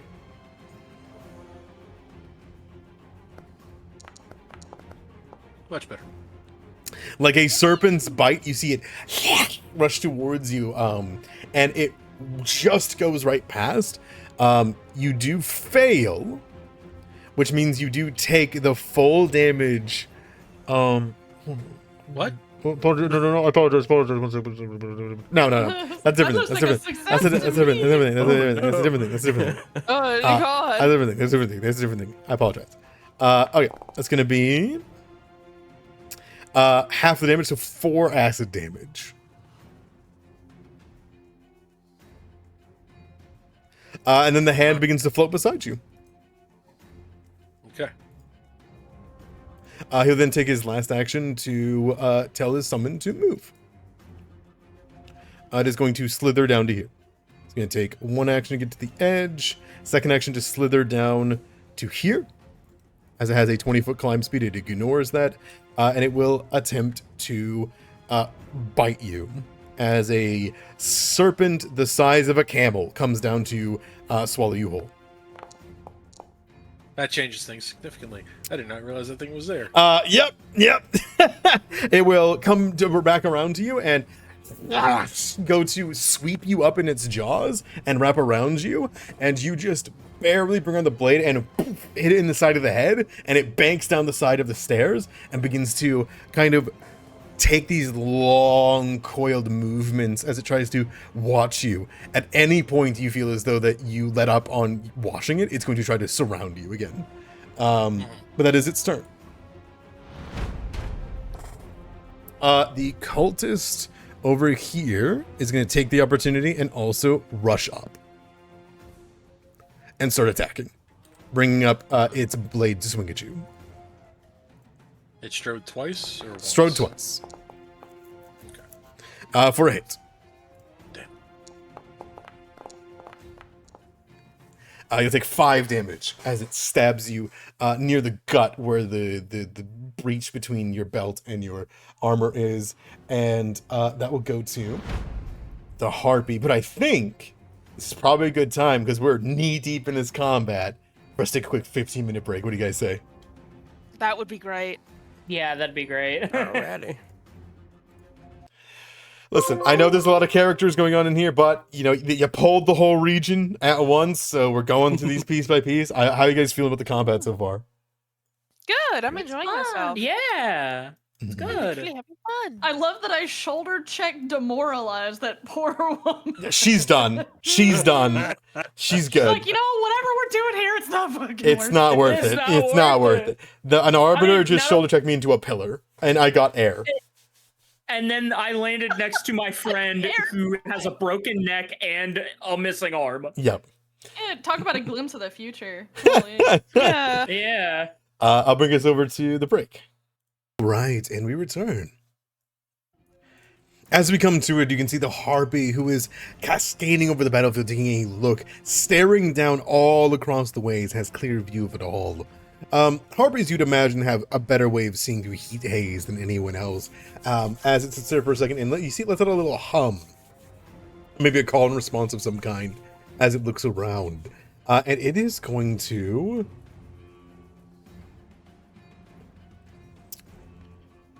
It's gonna fly to here. Then to here. Then to here. Arcing downwards. it sees that you missed 2 shots, but Rahima, you cut off 2 people's hands using the air itself, yeah? Yeah, you could say that. Seeing the roots conjured under Angelique, it snarls towards you. When she looks at you, what kind of face is Rahima holding? She's holding one of caution, but I think she's holding one of caution and yet someone who has been in like a combat situation before. I don't think she's scared per se. She's more sad that she has to do this.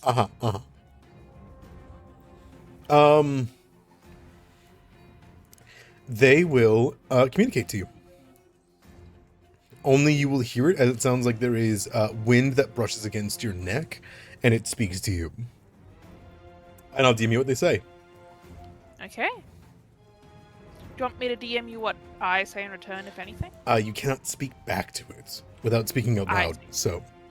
Right. I just want to know what your response is visibly to them.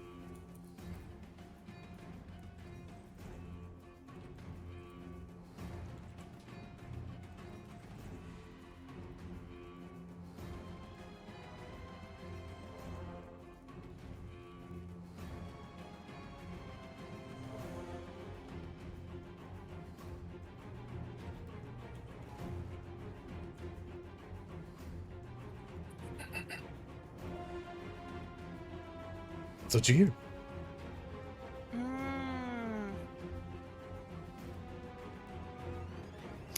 I think Rahima.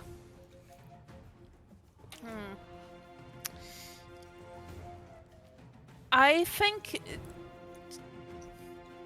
Can I make some kind of a check to see if what she says is true, or is this just something that I would have knowledge of? This is not. That is common knowledge to an extent. Right. The difference between water and blood to the desert, one could say is unknown. But blood does get absorbed all the same. Right.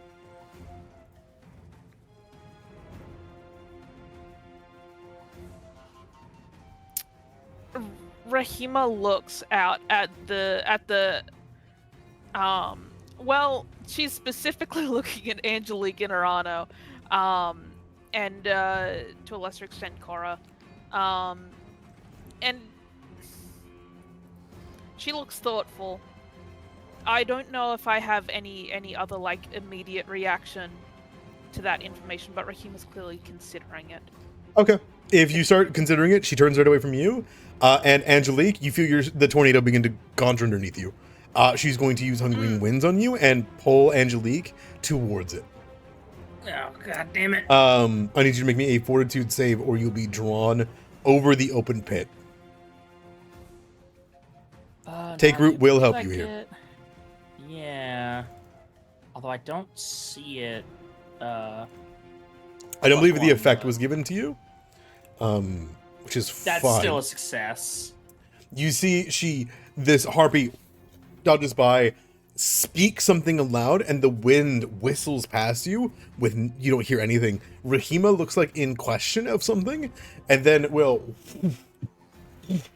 conjure a whirlwind around you and get you drawn towards it. You see the roots underneath you from Rahima dig deep, hold you down, and also you buckle down your heel as best as you can. And that'll be the turn. Angelique, it goes to you. But you notice, Angelique, it did not go to Barrett's fangs this time.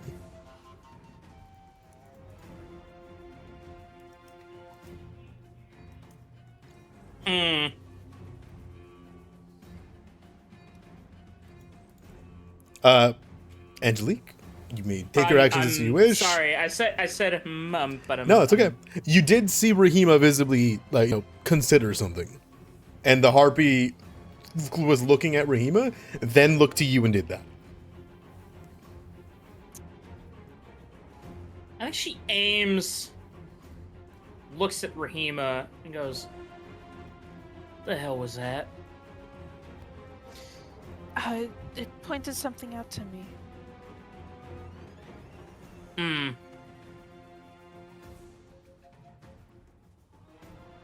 She just kind of fires. Okay. It snarls. A 29 does not hit it. Does not crit it. I apologize. I was about to say. Hold on. I was about to say, does Actually- 29 don't hit? I apologize. One sec. So, as cool as this map is, as cool as the terrain is, right? And the Visioner, I can't. the Visioner I see. is getting confused because there technically is a terrain wall right here, but it's only for the lower people, right? Its AC is low enough that a 29 does crit it. I see. So you may roll me crit damage.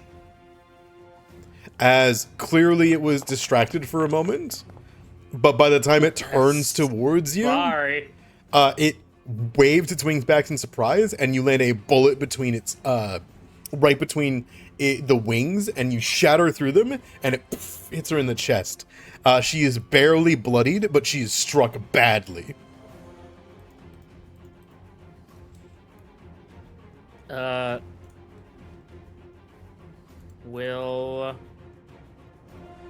I can't do Raconteur's reload because Get within I range. don't have a hand free. You don't have a hand free. Gotcha. She's Dropping a think- weapon is a free action. She wouldn't drop these weapons. Dropping these weapons is not an option to her. She'll just fire again. oh. Sorry. I'm so sorry, Cora. Me? 28. Or not Cora, Rahima, sorry. The harpy lets out a screech of anger, and you see her fly towards you, Angelique, in fury at the shot. And as she opens the wings, between the eyes,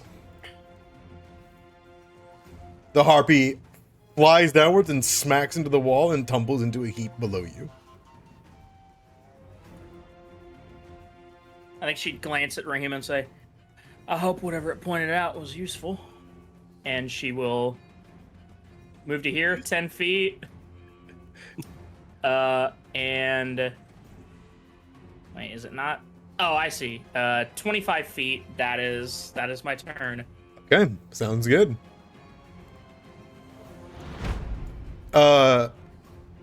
Callista is going to, now that she has been hit, frenzy. She is no fanatic. However, she is, in fact, frenzyful. She is going to turn around, and in spite of the pain, you can see she turns around and just says, "Bitch!" and elbows her.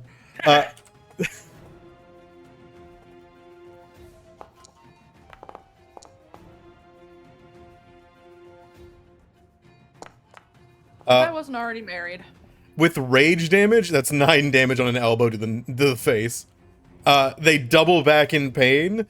She then brings down her foot, swings it upwards, and will kick this guy in the balls. He will definitely dodge it as she tries to shove him on the stairs backwards. But she is in frenzy and swinging wildly. That will go to Alrano. Okay. I had a plan. Yeah. It has somewhat changed, Yeah.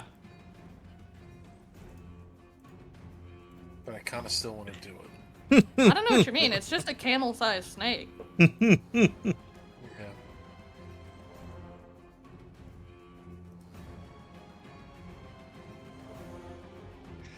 Man,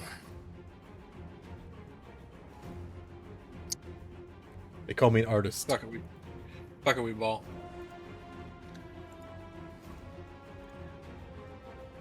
Sun charge.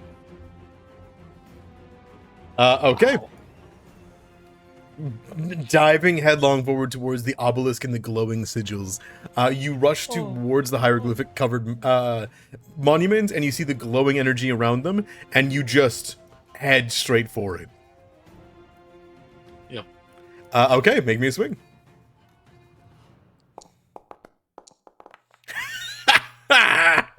That's a critical hit.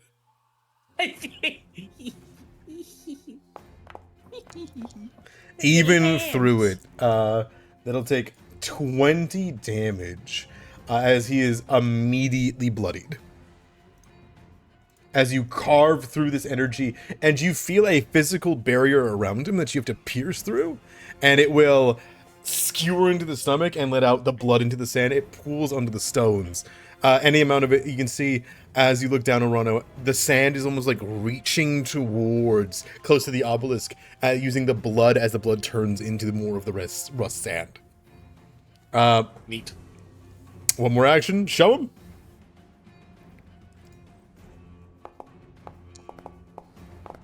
Jesus. Damn. Okay.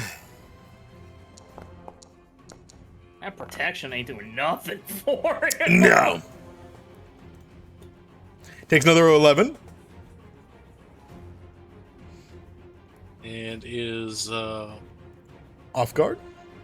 off guard until the end of my turn, whatever. And you get a shove off. And I get a shove, yep. You want to push him? Yep. All right, you shove him out of the way. He almost stumbles backwards, catches himself, holds his hand forwards, and wipes the blood and looks down and says, "You cannot stop it." I hope that's a comfort for you in the sands. Left him. That's me turn.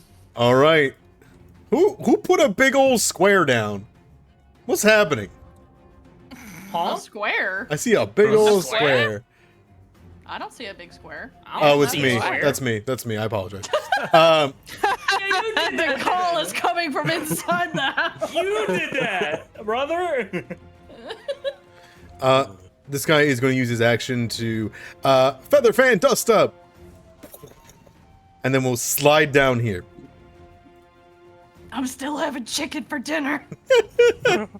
All right, so they're gonna go down there. They're gonna slide. It's gonna be a climb check technically. Make sure they can go climb safely. That'll be a success. So they make it down to the 10-foot spot without taking any damage. They then immediately take another climb check to climb down the statue.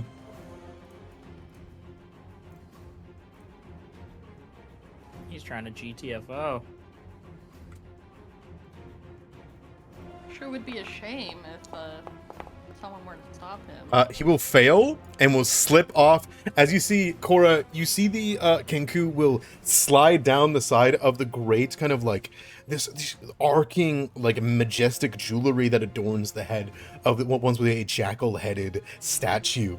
And whenever he goes into swing, he grabs onto the ear breaks, and his foot breaks through it. He lets out a as he falls down and smacks into the ground. He's gonna take 5 damage and get knocked prone, and a little bit of rubble falls on him. See, now you just pissed me off. And he reaches out a claw towards his friend.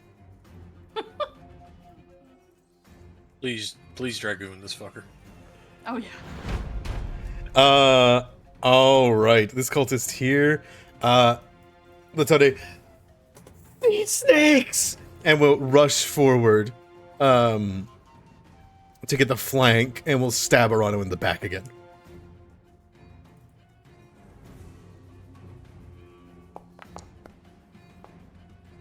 Missing even with the flank. Rahima, it goes to you. Alrighty. So I think Rahima was going to say something more to Angelique, but I think Angelique was just so quick on the draw with killing that harpy stone dead that she doesn't have the time to. But Rahima does. That is one movement.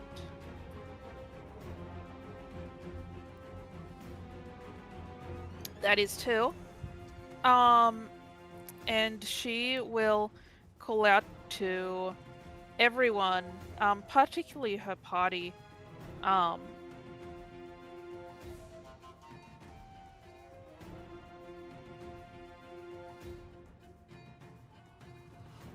You've got this.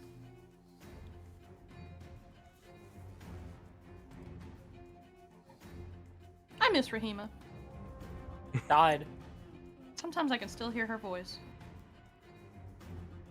hello, hi, Hi, hello? welcome back. Can you guys hear me? Oh, you're back! Yay! Hi, What hello? happened? Hello? Oh, Perfect Hello? timing. Rahima is I- into the great beyond. I started talking and then fucking I got errors in the forge and stuff like that. I think my internet blipped. You did. You came to the anyways. ledge and you said, "Well, I say," and then And then And just, then nothing. then just Awesome. silence. Okay. and then you guys hear what I said and it was great. No, okay. Oh, okay. So, Rahima says, please be careful. The blood spilling, it will agitate the sand even more, and then we'll really be in trouble. And that will be the thing that she says. Would you count that as an action item error, or would no, you it's okay. let me? Okay. And I will give Arano guidance. 30 feet. I was about to Oh, say 30 feet! I'm so You're silly. super- I'm so you're sorry. super talented. I can just, don't worry. No, never mind. Sorry about that.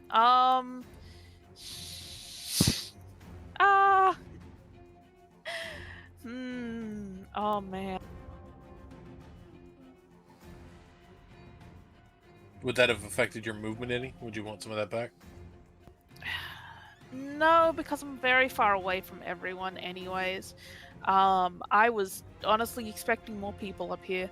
Either way though, I will.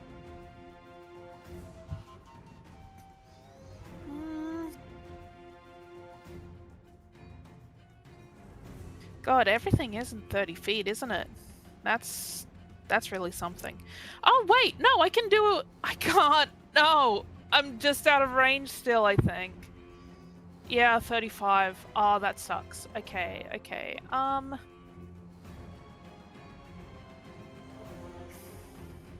Tough spot. You got this. I do. I'll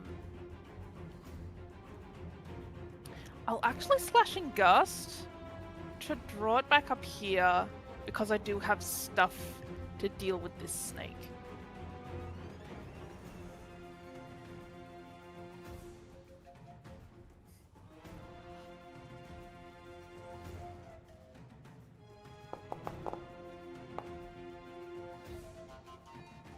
All right.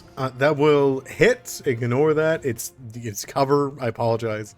16 will hit. All good. And are you hitting the other guy too? Yeah. Python wait. take 5. Oh, what?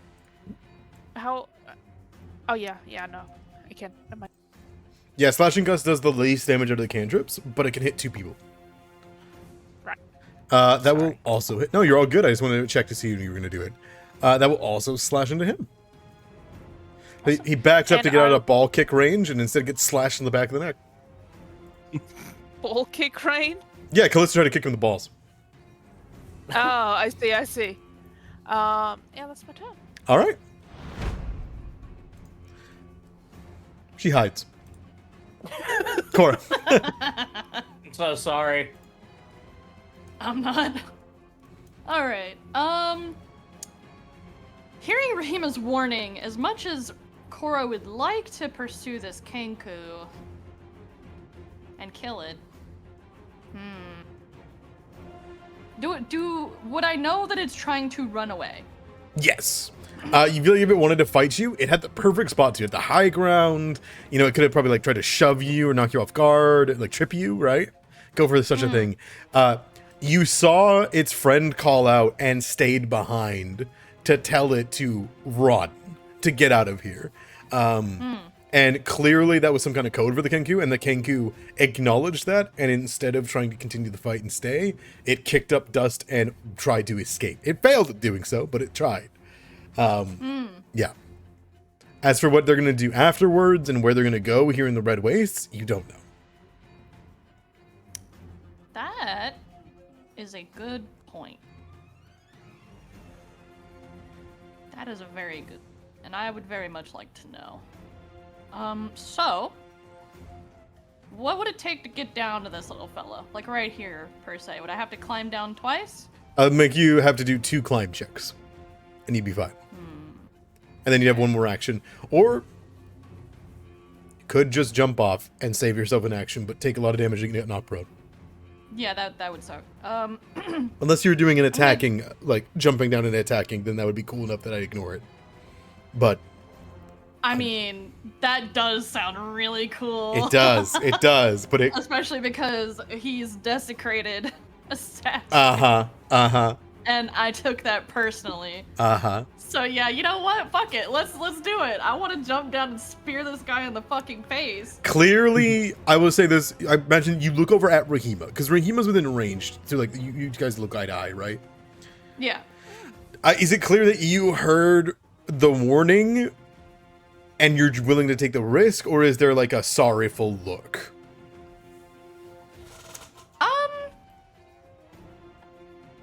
I think, yeah, like, Cora would kind of give Rahima, like, a sorry kind of shrug, gesture towards the statue, and then just do it. Like, there's so much blood in the sands already, it ain't getting any drier, that's for sure. One more Kenku. So you can jump, you're gonna take half the damage, so you're gonna take 7 damage automatically. Yep. But you can make me an attack. Yippee! And it's got to be off guard to this, right? Yeah. Like, you can't get dragooned. I mean, it is already. Oh, there it is. There it is. Kenku! There it is. Goodbye. For solid damage. Awesome. Yeah, with the glowing of the golden sash around you and the blade arcing with energy, you land on the back of him, spear into the back of his body, and it goes down and you hear it, you feel it hit sand and stone below. It lets out a... I think you falling on it will deal an extra bit of damage. I will let you roll me The other 1d6. Okay. From the top rope, the Arbiter of Asmodee. Sephiroth. It had exactly 22 health. Watch. That's so funny. See. And you skewer into its back as it screeches, and you kill the Kenku. Its body shoots upwards, and you see the blood spatter over the walls, and as soon as the blood hits the ground, you watch as it disappears, just like all liquid does. Alright. Well, that was really fucking satisfying. I'll deal with the consequences of that later. And I think that's my turn, right?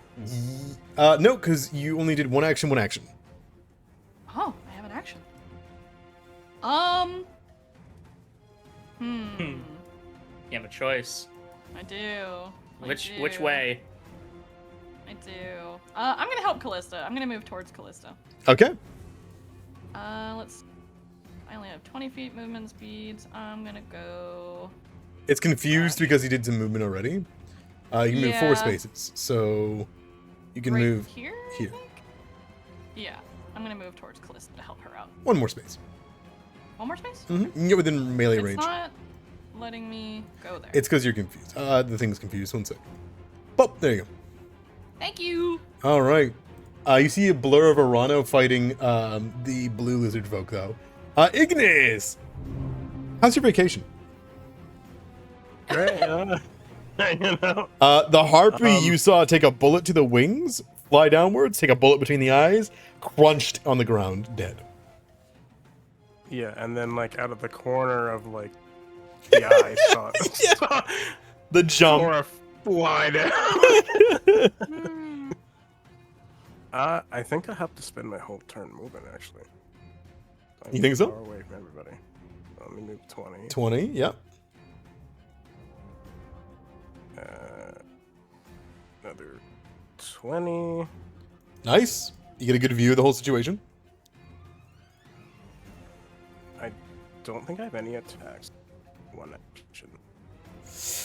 Slings are, but I don't think you have it drawn. No.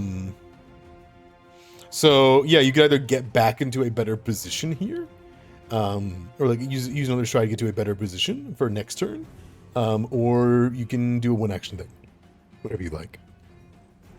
One action. What, pardon? One action anything, you know, like a Oh. yeah. For recall knowledge, what's the range? Like, Unlimited. Oh, can I recall knowledge on the snake? Yes. Okay, I will do that then.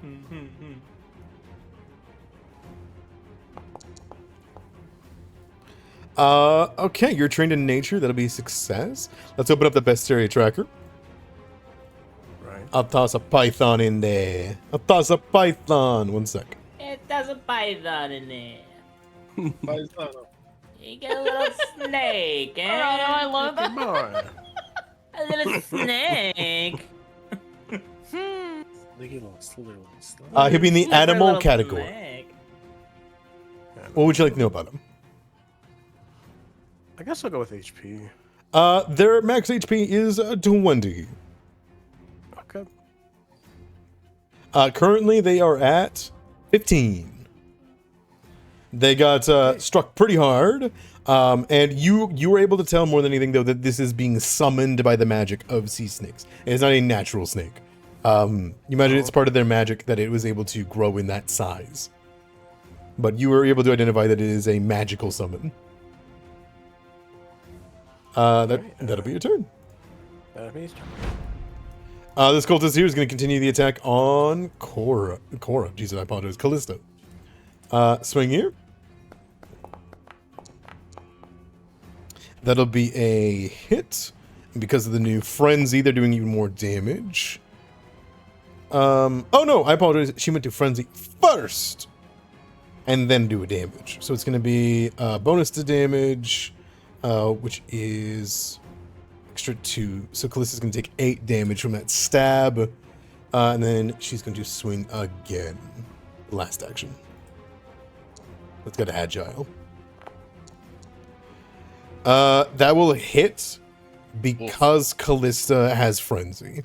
Which I'm not sure why it's saying fanatical frenzy. It is just a frenzy. Probably because it's using the same source coding, I imagine, from the system. I don't know. 9 damage. Nice. 15 is crit?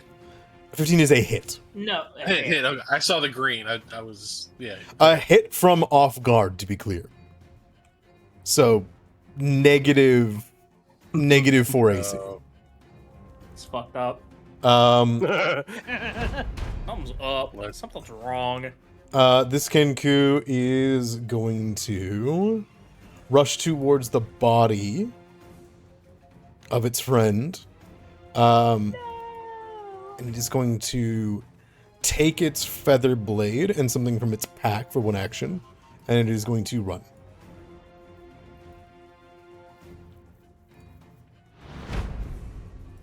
This cultist will continually attack at Callista.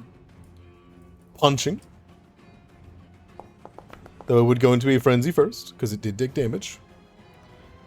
Doing damage. Dealing 10 damage to Callista, who at this point is badly injured and has taken 35 damage so far in the combat. Oh, damn. Yeah, Callista put herself in the front line. That is my whole health bar. Yeah.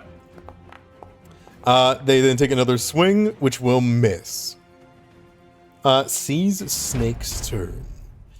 Sees Snakes is going to...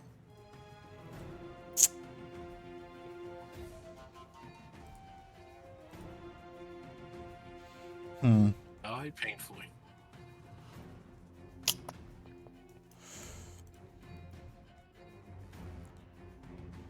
They're going to try to do something first. So See, the python, believe it or not, does not have sudden charge. So it can't move twice then attack. It will have to just Dang. move twice. So sees snakes is going to... He's no longer off guard, because your off guard only lasts till the end of your turn. Correct.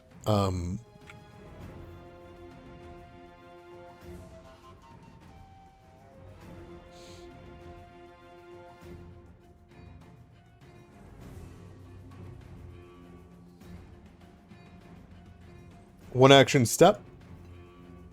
Two action heal.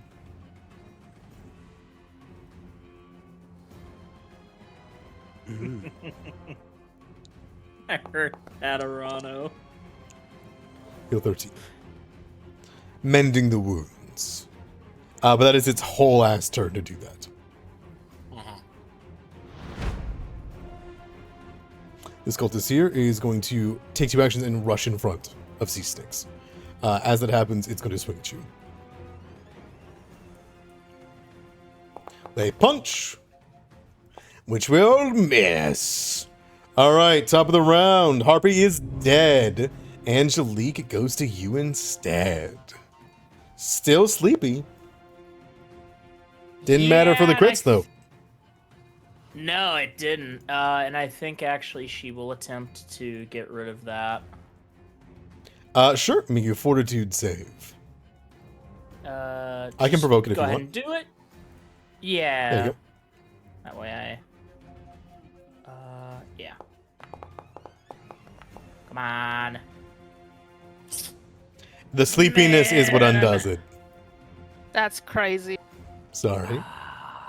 If only there was a way to give you a D4 or something. But Wait, don't you have one already?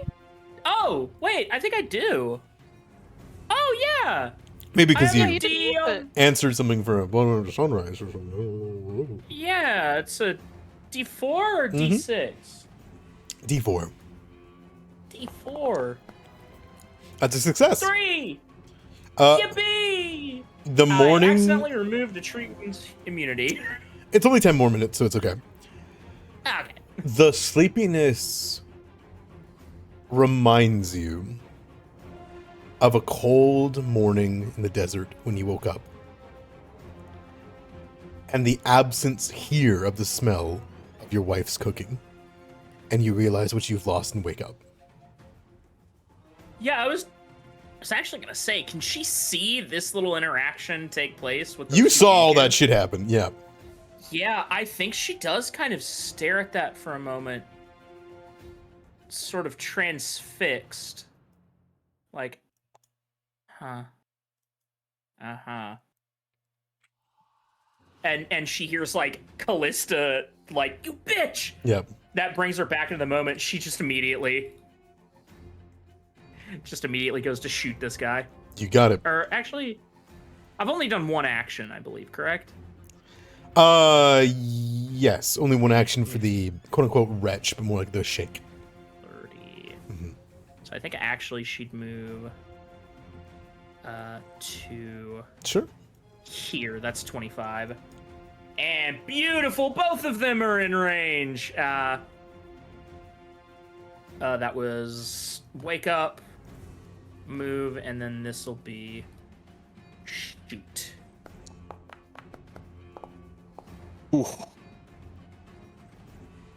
That would be a hit. And here is the damage.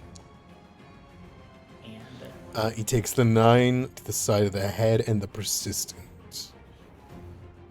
Is not down yet, but is near death as the blood splatters over the stone and is not absorbed. But you watch as the sand reaches out to encroach on the stone, like an invitation. and that's her turn. There's a click from her pistol.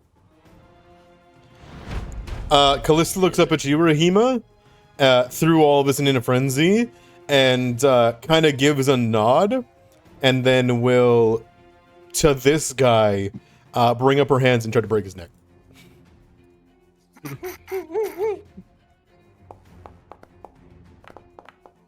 Hey,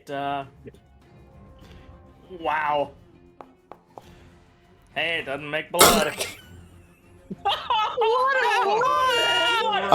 She will hook Seer behind the back of his head, bring up the handlebar of it, and then twist it at an angle where his head can't escape, and then just as he rolls onto the ground, she'll turn around to the other one and then punch her in the jaw. God.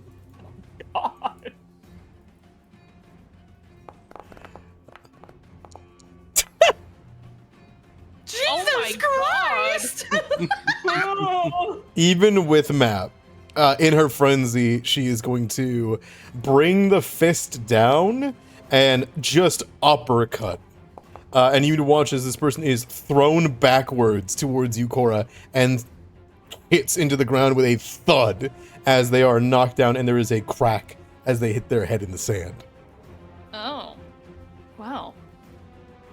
Looks like you don't even need my help. Yeah, I think.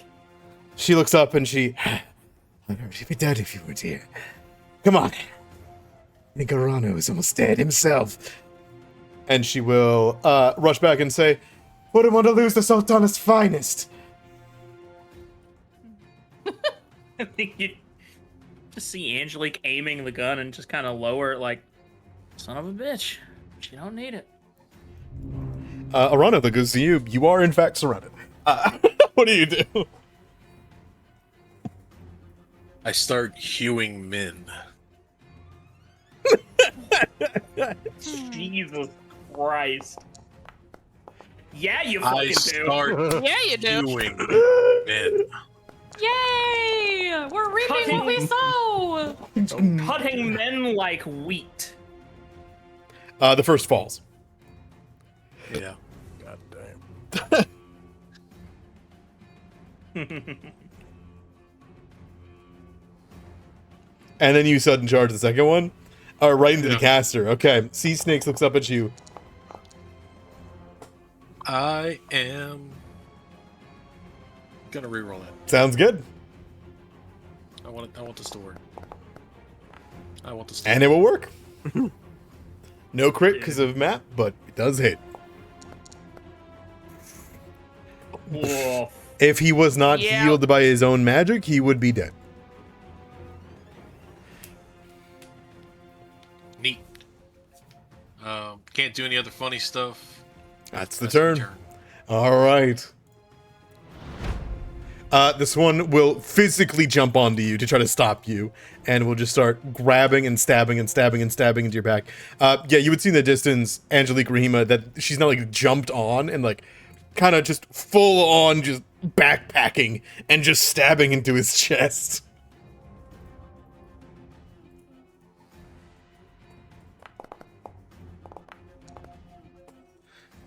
Hitting with a flank. See if that second one gets in there. It does not. So it will be 8 damage into your chest.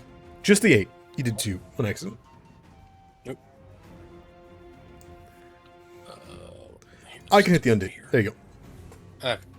Awesome. And that'll be her turn as she goes, die, die, die, the whispers.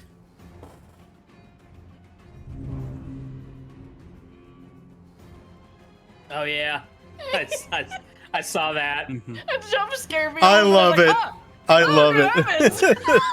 Oh, rip to that guy. Rahima, that goes to you.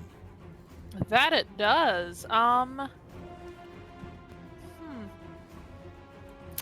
am again sort of tempted to go after Sea Snake's turn, just to see. Say that 10 times just fast. so Sea Snake's turn. Oh, fuck it.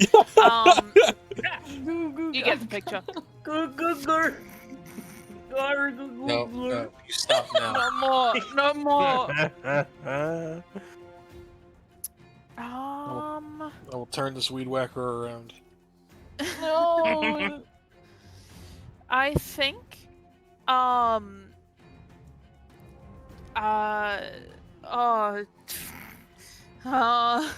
sorry, my brain's not working. Okay. I think that Rahima will.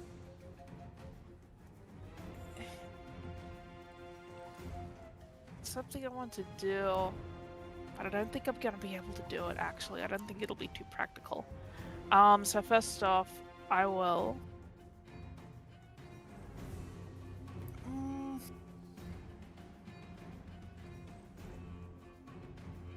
Yeah, actually, Rahima will try to deal with the snake. So first off, she'll go a bit forward, and then she will use her wilding word hex.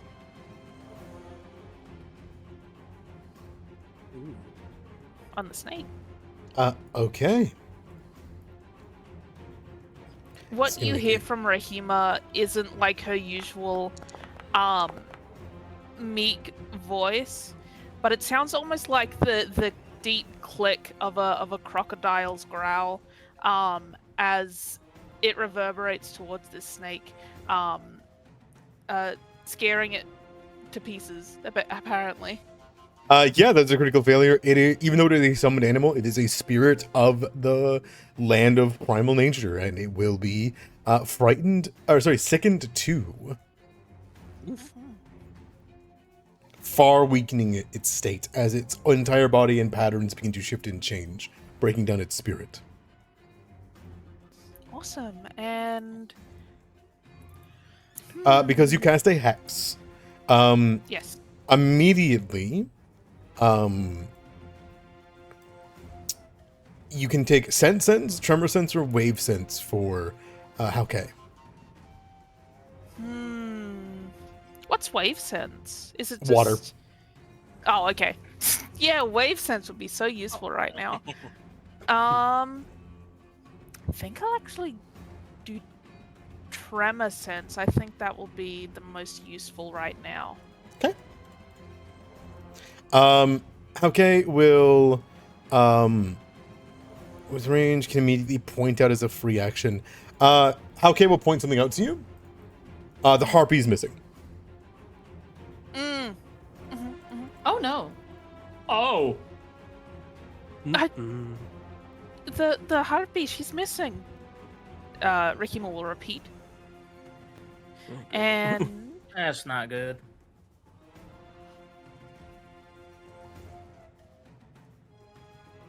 damn, why is no one around me?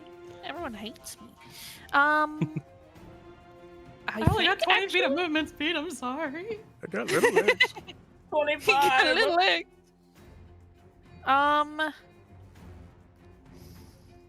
Actually, would you mind if I redact one of my steps, Idamara? I would have wanted to go here. Yeah, that's fine. I think you also have the range that you can see the bottom left, right? Yes. Because the heat vision's not as bad for you? What's that in the bottom left of the map? Cool. Can I like make a seat or something to see what's actually happening over there? Like focus on it, or I'd give it to you for free if you want, but if you seek, you learn more information. I'll seek right now.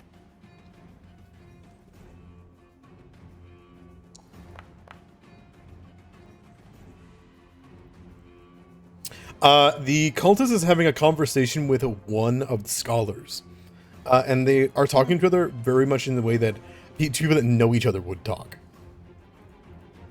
The other scholars are looking out in worry and in a bit of fear at the situation. I see. Okay. I will file that away. That's my turn. All right. Hides. 4. Just continues to hide the whole time. Yeah. Hell Should you take yeah. her out of initiative? Sure. Let's see. There's a giant fuck you snake. Harpy is missing. That is concerning information. That body just went missing too. Yeah. Physically in front of you, Cora, you watch as like the blood that it was made up of grows a new mound, and you watch as within seconds of this person laying there and being dead, into their eyes and mouth and dragging them down like a low, comforting grip, you see them pulled into the sands, and the body goes missing. Oh, the will is here. Gotta love it. Okay. Boy howdy, that. I don't like that. We are going to scoot. We're gonna scoot quite a bit. Or at least I'm gonna try here. One stride. Can I? Free. There's no movement I can make to be it. Oh, maybe? Is Winning. that within range of this thing? No. Wait. No. Yeah, it is. It's No, not. it's not. I'm 15 feet. Because of you. Euclidean. Euclidean. Oh, wait. Diagonal. Can you move to I here? fucking hate diagonals. There are no diagonals when you turn to face something. Face it forward. Let me see. So if I was here, that's 25. Damn it. Yeah. Well. Big Well, map, movement's a big part of it. Arana spent a lot of turns getting up there, unfortunately. Yeah. Okay.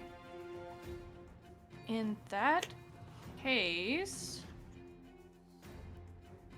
I would like to go here. And does this kind of... No, not that. Does this kind of put me close? It does! Okay, perfect. So that's going to be all my actions, just to move, but I am now within striking range of big fuck you snake. Perfect. But you cannot move because it has the little puppy face on it. All right. That's the rules. I don't know. I don't know what to Well, tell you. unfortunately, in front of you, you watch it disappear. Oh, I apologize, I forgot. He did not sustain it last turn. He had to step and then heal twice. okay. Would that change So anything? I wouldn't have been able to do my wilding work. Correct. I apologize. I forgot, sustain and whatnot. I knew that's what would happen if he attempted to do it. If you want to take another action, Rahima, you're more than welcome to. I would have blood warded anyway then. So shit, actually what? We don't know anything about this guy. But if I didn't do a hex last turn, then we wouldn't have gotten the information about the harpy. So I kind of need to. I think I will do.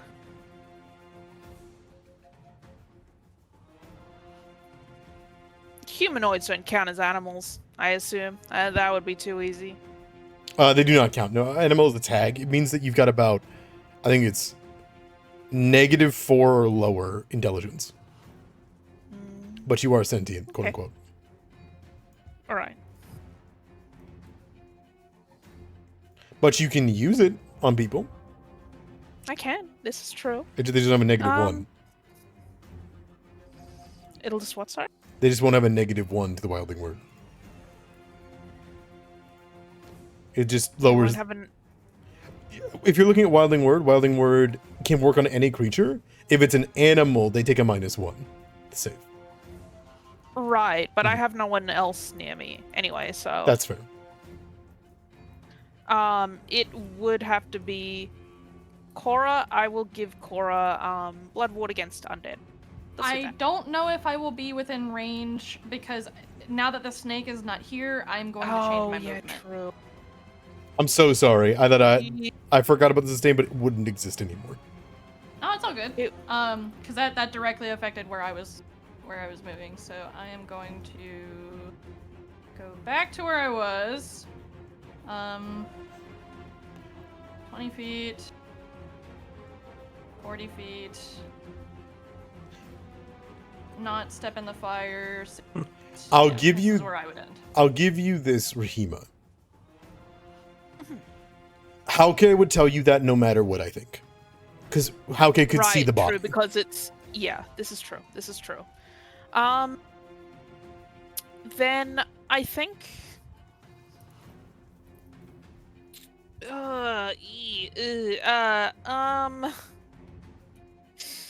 Oh boy. I guess I'll just move a little bit more actually. Okay. Can I climb down from here? Yeah, you can make me a climb check. Yeah. By all means. That would be a 10, which is a failure, but not a critical failure, so you don't fall. So you'll just go down the side, and then you Okay. can let yourself go. You're okay. Critical failure is what I'm looking for there. Okay. Is that okay for you? Yeah. Or would you rather be right here? Actually, right there. Right there's good. Sounds good. Perfect. Hey, Cora, as it comes to Yeah. the end of your movement, there's another combatant in the combat. Hello? Bottom right. Oh my goodness, look Uh, at him! You I was see, waiting for somebody to finally see it. you see, poking its head over with a saddle on its back, and a big pouch on it, trying to get a view and trying to come out to help, stuck behind like a cage or some kind of like a wall. Clearly it is got its own pen, and it's being, forced to stay in there right now, but it's trying to get out. Oh, you're coming home with me. Yeah, I'm that'll be adopting this. Ignis goes to you. I will use stride, leak, Yep. and I'll use battle medicine. Hey, let's go. Is that just a medicine check? So- It is a treat wounds as normal. You can target Angelique and do a treat wounds. 1 second. You're all good. With the golden little diamond with the base action macro. Yep, there it is. Mhm.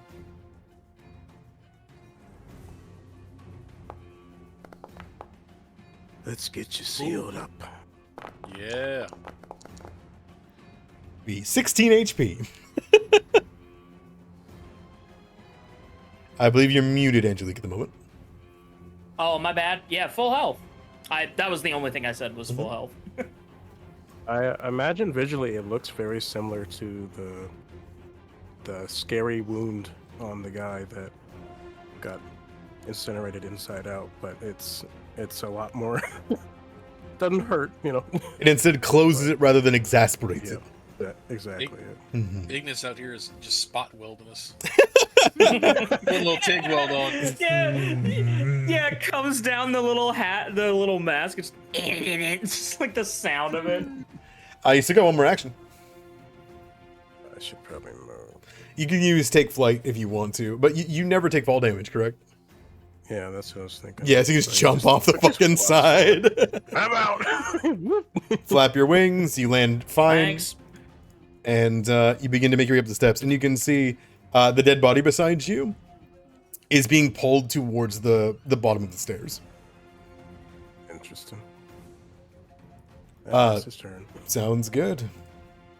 The Kenku here fully runs out of combat.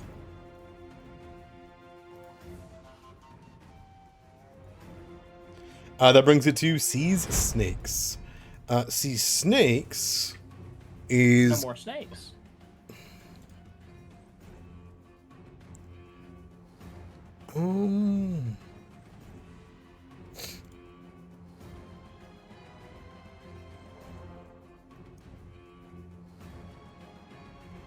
That's a tough call.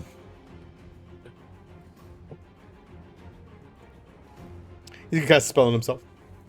Runic body. As he augments his teeth to be gigantic, fanged and serrated as it begins to runes begin to shift across his body, he snarls towards you as he looms forward. It's almost a 20. Yeah, almost was. Go on.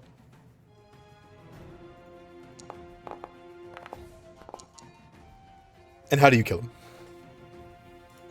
I think in the desperation he's going to lash out with these massive teeth, right? Yep. Well, then he catches the blade horizontally in his mouth, and I just rip Whoa. and saw through, and the top part of the head just He drops to the ground. smacks into the ground. You see the runes immediately disapparate from the top of his head and on his teeth. You see as the golden light that was shimmering across him fades like it was a mirage all along. And he smacks to the ground dead. That art's really funny on that horizontal. And that's his turn. Angelique, that brings it to you. What is it to get down using the ladders again? One action, and it's in no check. So it would not. It would be like. You just say, I take an action, and you're good. And you'll be at the bottom. Okay, I'll take the climb action down. All right, you go the 10 feet, no problem. So that's the first movement, I assume. Mm-hmm. And then the second one. That is the ruler. I'm at 20. So 45, I believe. 45. And...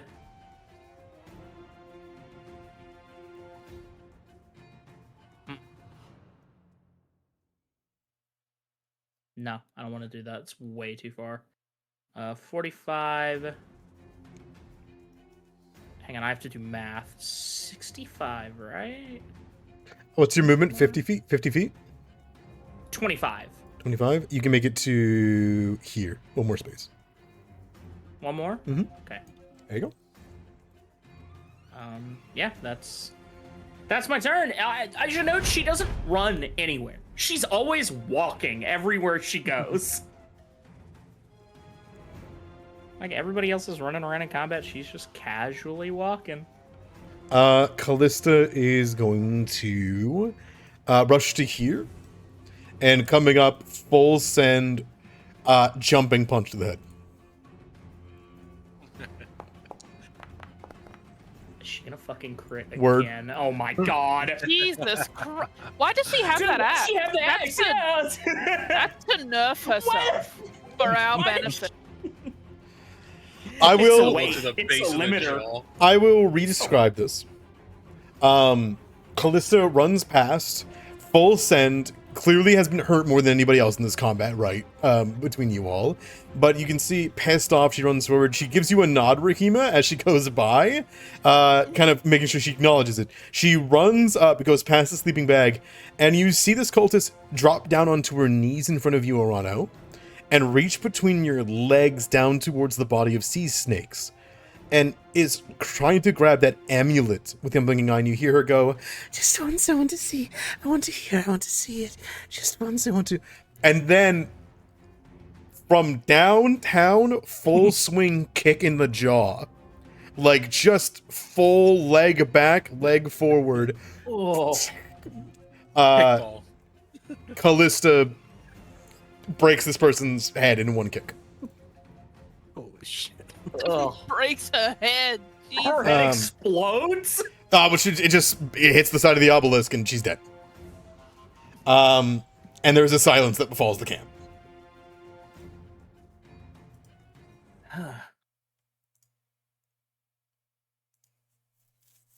And that ends the For initiative. silver and for gold.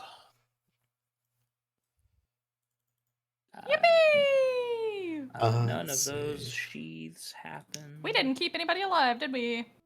Oh, wait, we did! You hear, it's going to be all right. Yes. And you see this woman turn around as you turn the corner, and you see Arano food stores, meats, carrots, markings. You can see that there's a small makeshift campfire that's been set, a chair, and she pushes herself against the side of the this, for lack of a better term, cage, which is just simply like a wooden fence with pikes sticking upwards. And you see inside, scared, are the 4 scholars that were taken away that were not rumbled. She says, please, tell him. And the scholar kind of pokes his head out and says, Arano, thank you. Please, this is my wife.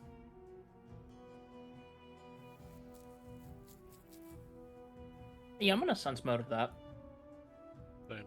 Go for it. I think he is telling the truth. I saw that they were talking like they were familiar before. You both believe that she's telling the truth. You can see that, she kind of shows herself. She brings up a band that has markings of infernal on it. And, Cora, you walk up halberd in hand around the corner, and you can see that they have a band from the church. Okay. And she says, I did not know of any of this before I came here. I only knew to bring my husband on the caravan, ensure he went, and then to wait for him here. I heard the whispers, and I followed them. Arbiter, Mm. what judgment would you pass on someone who caused the deaths of at least 6 people in your charge?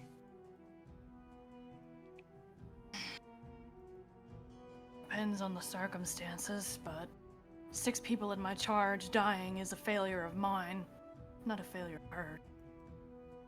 Not when she caused it. I didn't know. Not when she provided the information I that say leave her allowed be. to be ambushed. You don't get a say in this matter.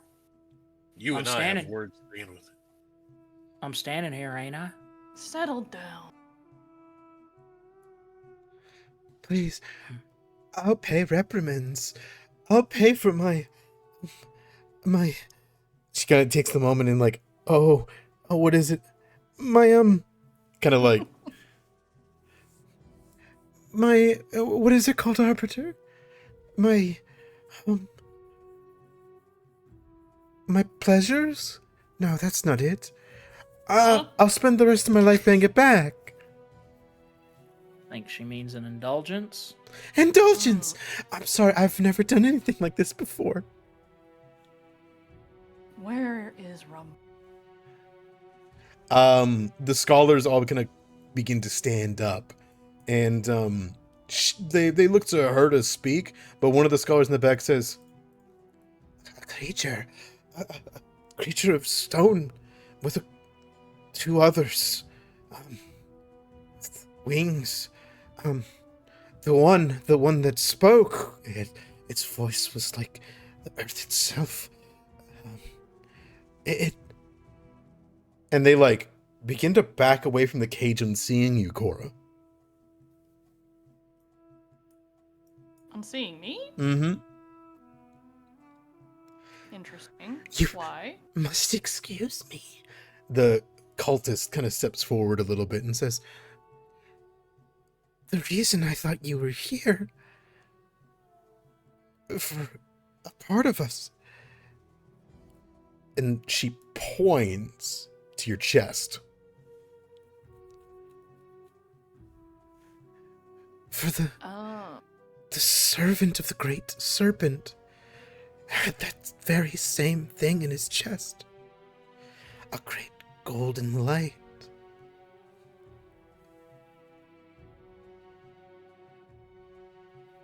I see. So we're dealing with someone who is wielding Heka. What? She like leans forward, confused. That was more to herself than No. Yeah. towards her. But yeah. it means a lot that she doesn't know what that is, right? And she's out here and doing all this. As you turn around and say that to yourself, but yeah. Release them now. Okay. She tries to lift the thing. Oh my goodness. All right, stand aside. You just move it to the side. Yeah, I will release them. Okay, the scholars all begin to make their way out. You can see that they're badly injured, but mostly because they got battered along the travel, or they had markings from hitting the caravan. Mm-hmm. And the scholars all, thank you, Arbiter, thank you. Morano! One of them kind of comes up to you. The Sultana sent you. They just stare stone-faced. Excuse me. Yes. Yes. Rahima, Sunseeker! All of them, all over. Oh, hello. You're the finder of the Great Pyramid! The scholars begin to come up towards you. Wait. No. Wait. Cora. You said something about Heka. Oh. Okay. Yes. Let me. questions do you have? Hold on. Tell me, are you the one? That is why this last caravan was so important, wasn't it? Tell me, what was the size of the pyramid? Was it truly in Ogrida's lands? There will be time for questions when we're safe. Gotta back away a little bit, understanding. Does that go for me as well? Because you mentioned Heka, and I was wondering what you can ask it. It's fine. Okay.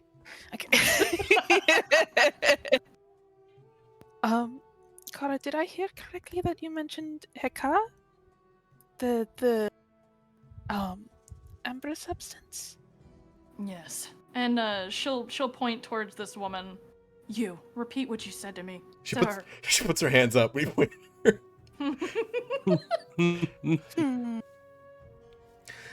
Sea snakes had some of the substance.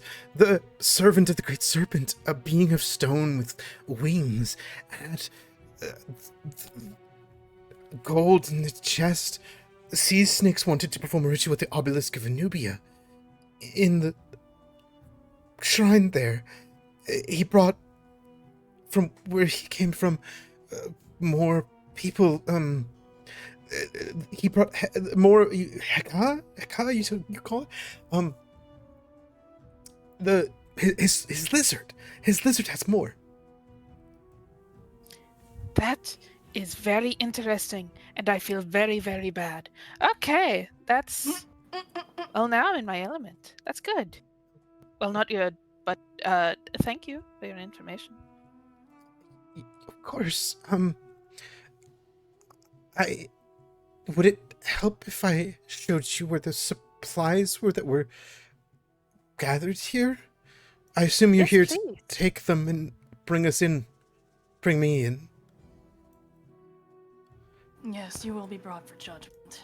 But my concern right now is Rumbold. If he's not here, where is he? The great stone beast probably brought him away. Then we need that servant. You see, Cora will kind of like glance to Arano. Karakaze, are you well? Feet. I definitely misheard you, I'm and s- I just heard you say feet. yeah, I was gonna Yeah. say. I imagine you All said you said on was your feet. feet, but to us, I'm it on my was feet. you looked over and just said feet. Yeah.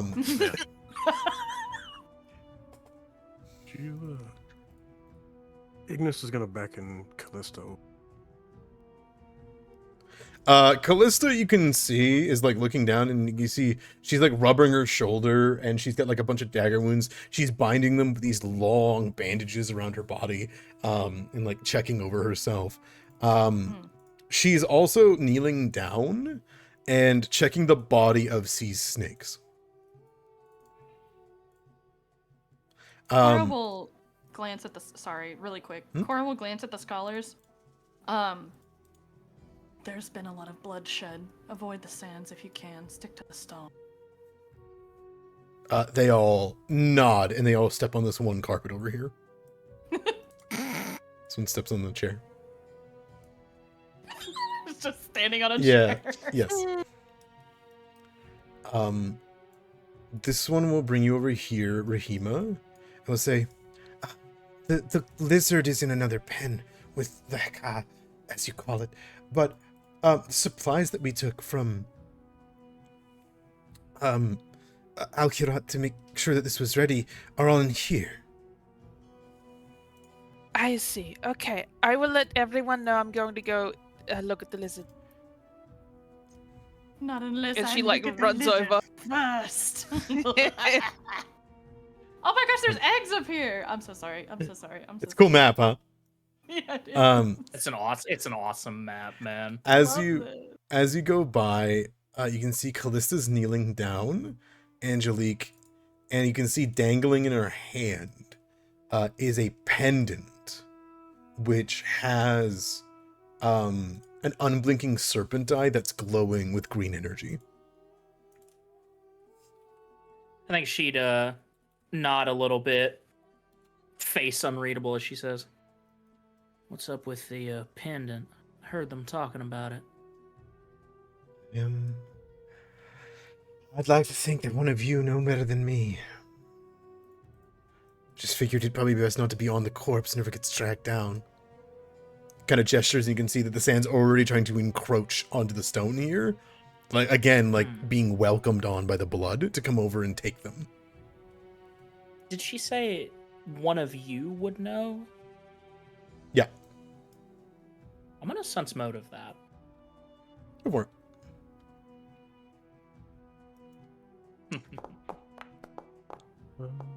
I think I can't treat him, right? Because I healed him when we were walking.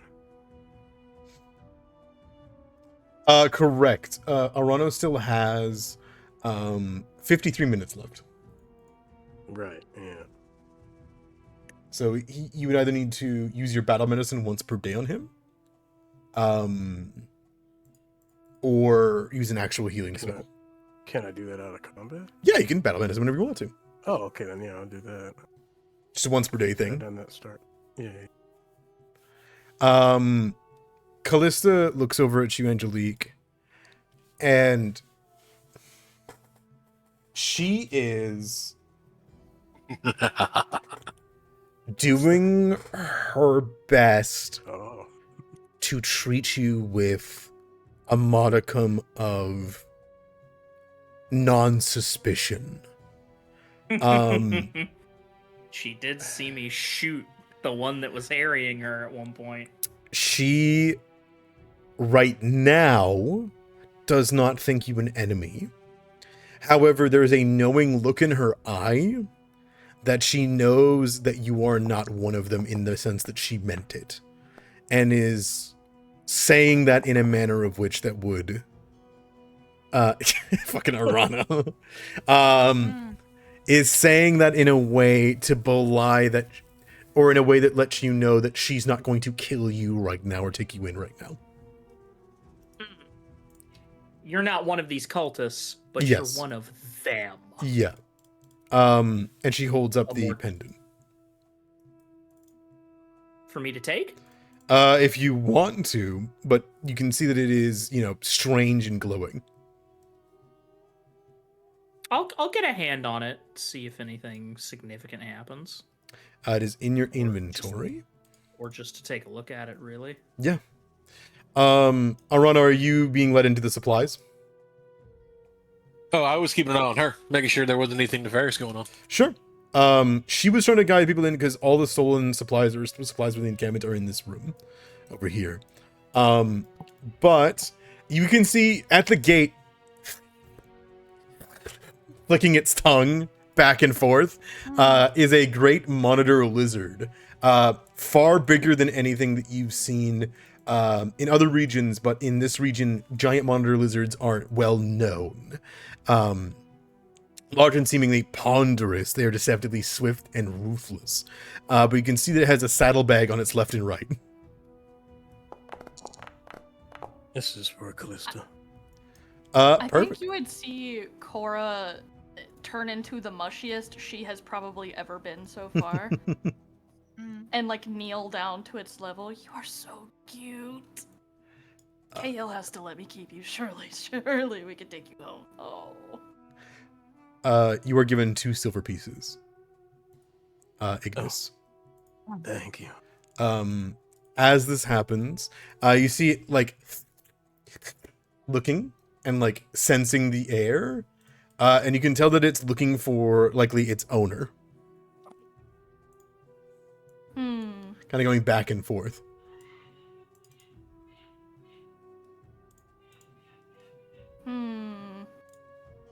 Do I release it?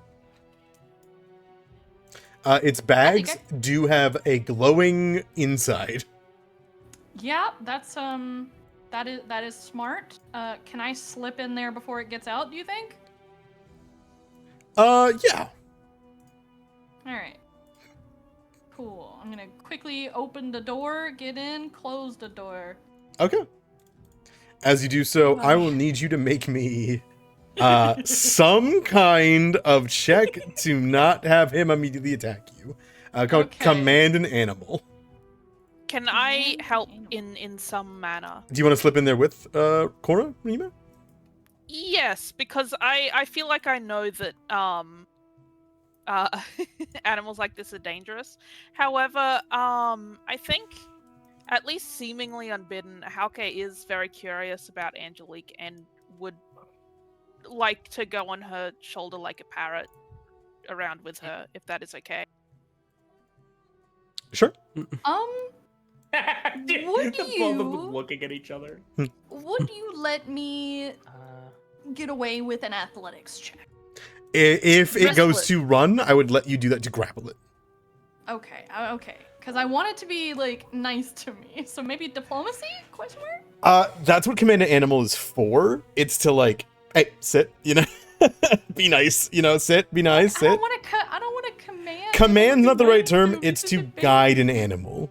Yeah, but my diplomacy is +7. My commanded animal is +1. Unfortunately, your gestures don't work as well, but I will let you use intimidation or athletics as a help action for Rahima. Because as Rahima comes in, Rahima immediately like turns towards you as well, like seeing both of you come in.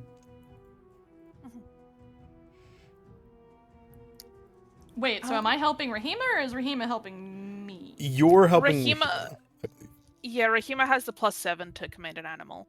I would also like to attempt to command. If that's alright. if you want to I'm gonna help. roll. Oh, You I move can't on do it to- too. I mean, it's all contributing to the same thing. You can roll the exact same thing. That's okay. It's still a fail, but it's not a crit fail.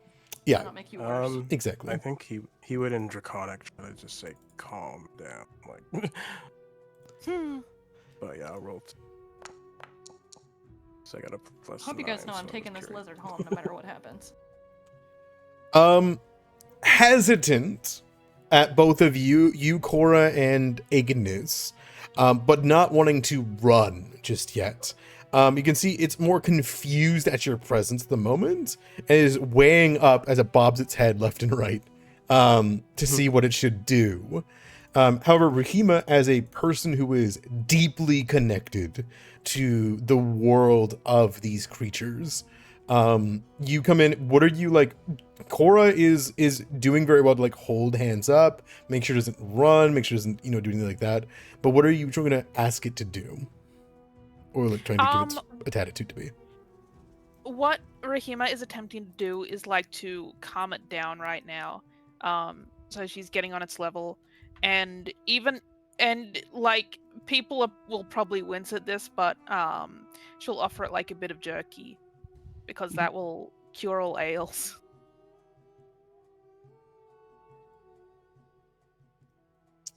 It will take it and kind of lick at itself for a second, and that would give any one of the three of you time to do anything you'd want with the giant monitor lizard.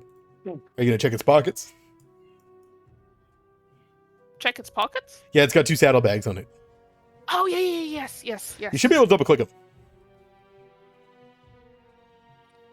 I double clicked him and it did not do anything. That's too bad. I did a cool thing and it didn't work. That's too bad. In that case, you can see on his side that there is 2 bags. One of them seems to have small little trinkets, bones, mementos, and weirdly like grass patches. You imagine for scenting. But the other one has 2 large chunks of Heka in it. Ooh.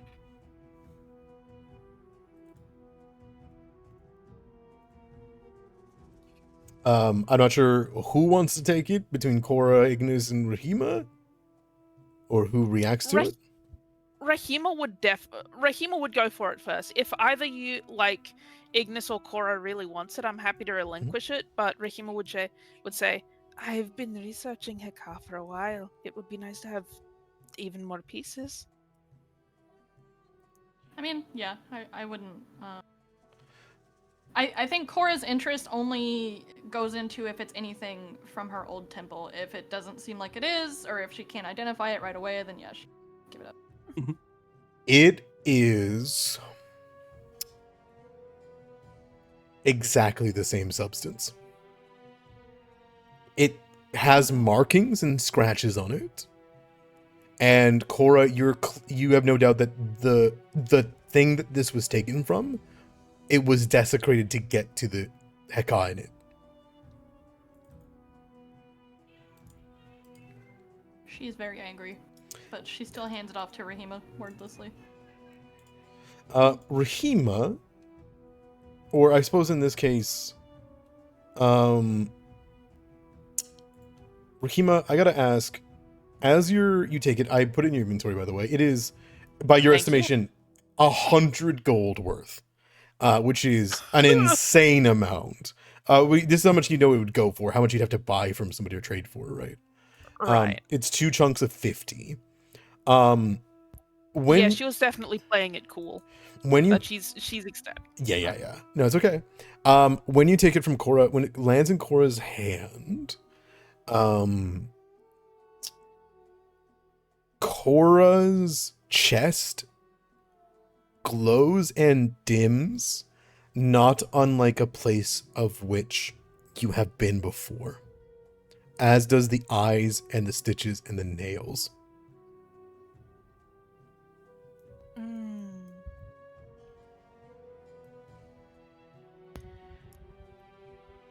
You're, you glowed when the Heka was near you. Why's that? It is of me, for lack of a better explanation. We come from the same place. I see. Well, when we get the time, I'd like to ask you more questions about it. That's very fascinating. Yeah. This is a cool time to show off a cool ability you have.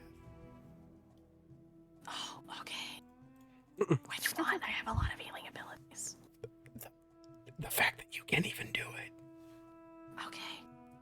Okay, yeah. Ignis is just in the process of trying to treat your wounds the slow way, and Oh yeah, no need. Whenever whenever she's holding the Heka and the glow flares up, all of her wounds immediately seal shut in like a flash of gold. Well,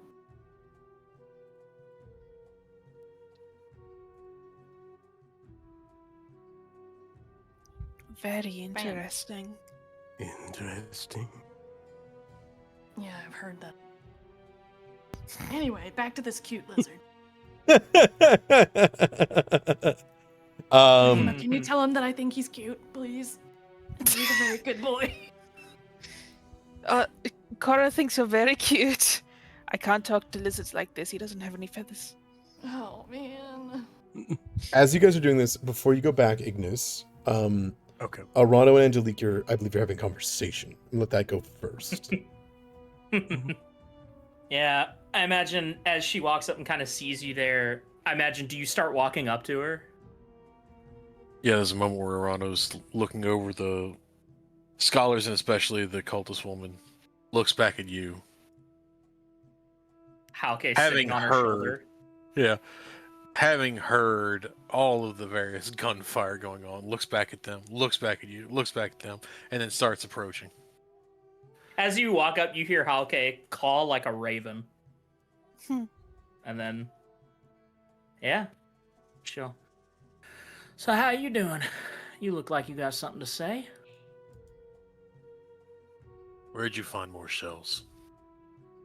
Yeah, I knew it'd piss you off. I can make more. You. She will hold out her hand. It's kind of bone thin, but she will hold out her hand and you will see some sort of gas leak from one finger, an iron-looking substance of like pebbles leak from another, a fire light on her thumb. She'll crush her hand into a fist, and when she opens it again, there is one elemental round that sort of just fades into the wind because she didn't spend the time to refine it further. And she'll kind of wipe her hands and go, yeah, it's a little gift from a benefactor, I'll call him. Someone in Kirat. Maybe. You don't understand how this works. There is no maybe. You tell me if there's someone in town that's making this, that can bestow this.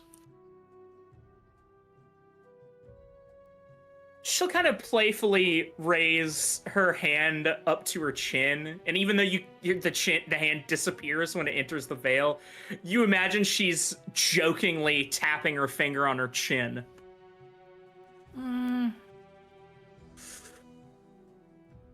No, nobody comes to mind. It's just a gift.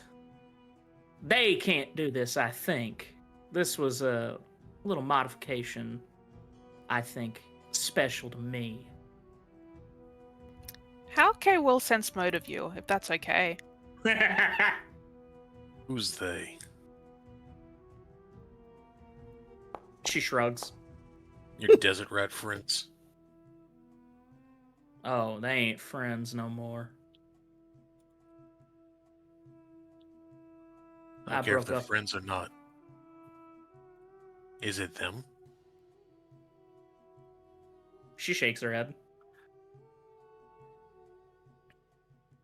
And you just happened upon this information, this benefactor, this knowledge.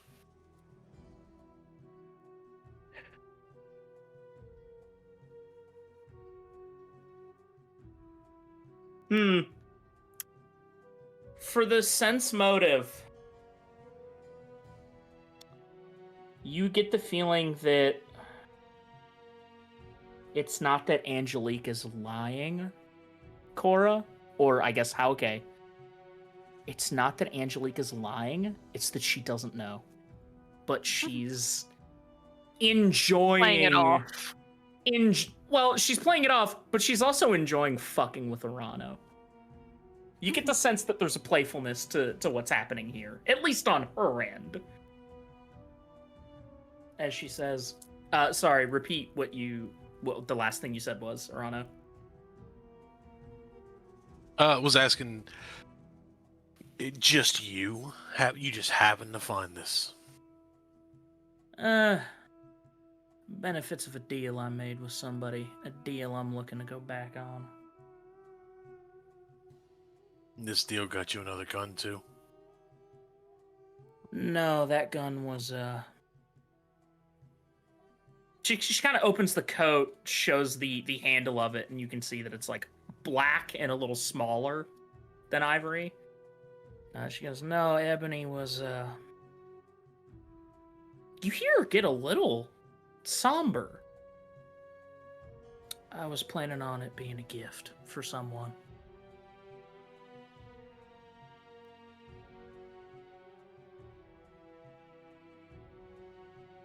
That never came to pass. The open sneer on his face is so grand here. He is not thrilled with this at all. You apparently can now just create Grimfire.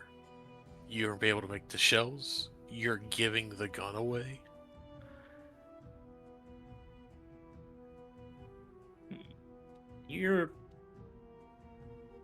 She's kind of all open. She kind of... I was planning on having the gun be a gift, but that never came to pass. The opportunity to be able to give it to them. Shakes her head. Ain't ever gonna come again.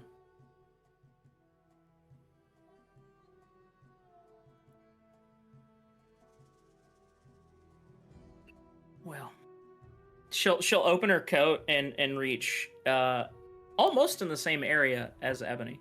Do you do anything?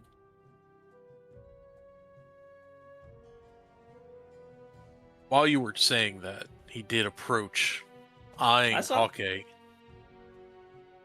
wondering wondering just how much Rahima is able to learn through this obviously connected creature. And then when you go for your coat opening, like, is it sudden? Is it duplicitous? No, she kind of just slowly like opens the coat, and you see her hand going towards that area of the coat, but you don't know if she's going for the gun. There's a dagger that he draws from the back of his waistband. It's held horizontally, scout style, on his belt. She kind of Idamera. A knife being held to her throat. I let you throw, but it is. He sees you reaching, and he definitely draws it and has it readied. It is not like directly at your neck, but it's one of those things where he is faster at pulling this out than you, probably because you weren't making a hostile action. But the fact that you weren't reaching for where the gun was made him react. Oh yeah, no, she sort of freezes a little bit when she pulls the dagger. Still holding her coat open, does an open palm with the other hand, and pulls out and other people are welcome to come over here.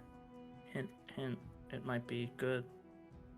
Where the fuck did it go? She will pull out a cigar.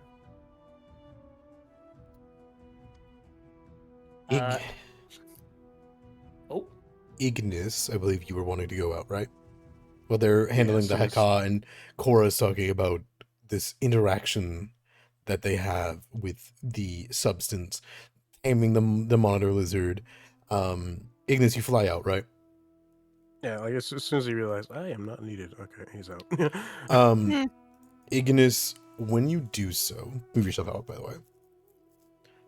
When you do so, could you give me a seek? Yes. I was at sneak. It's not.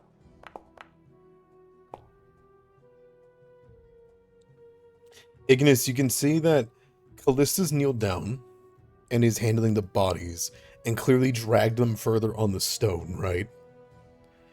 You can see that veins of sand are going towards Callista that she's taking care not to let get too close to her. As you move by, you feel a presence. The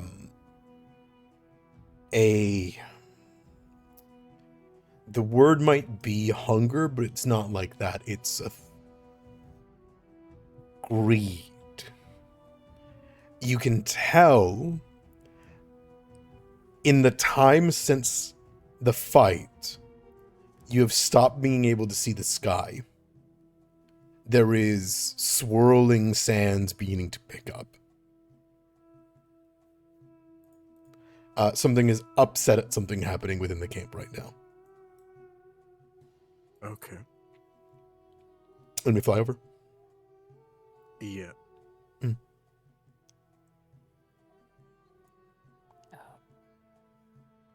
And she will...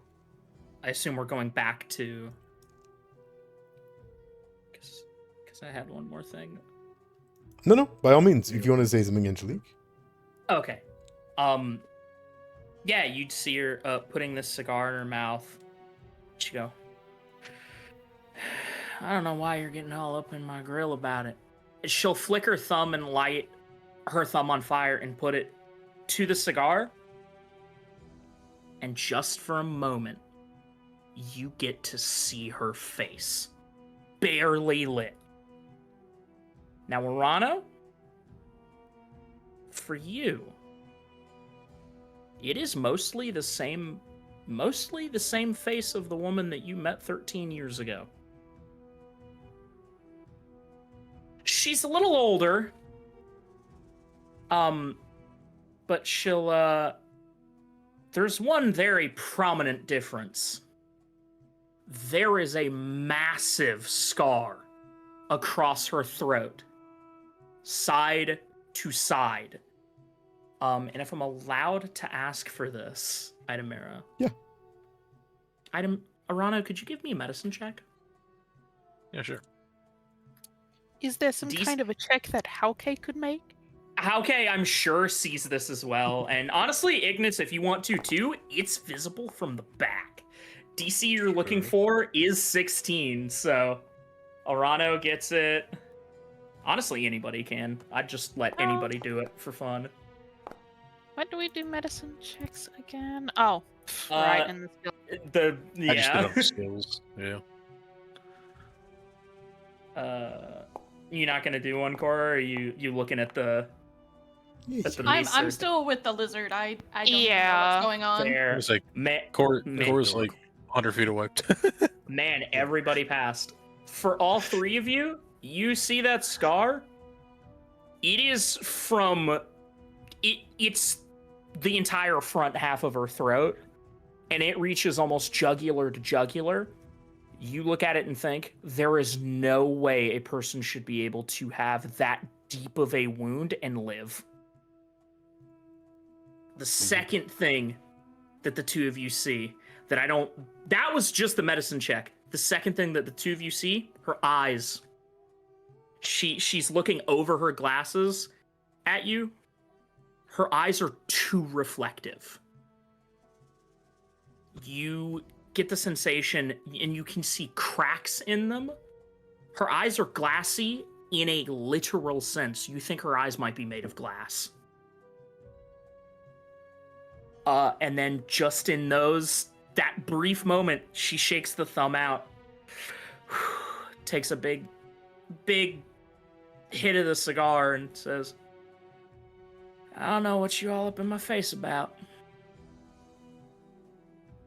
Okay, as you blow out the smoke, will squawk, and head back to Rahima, like he was scared of the smoke.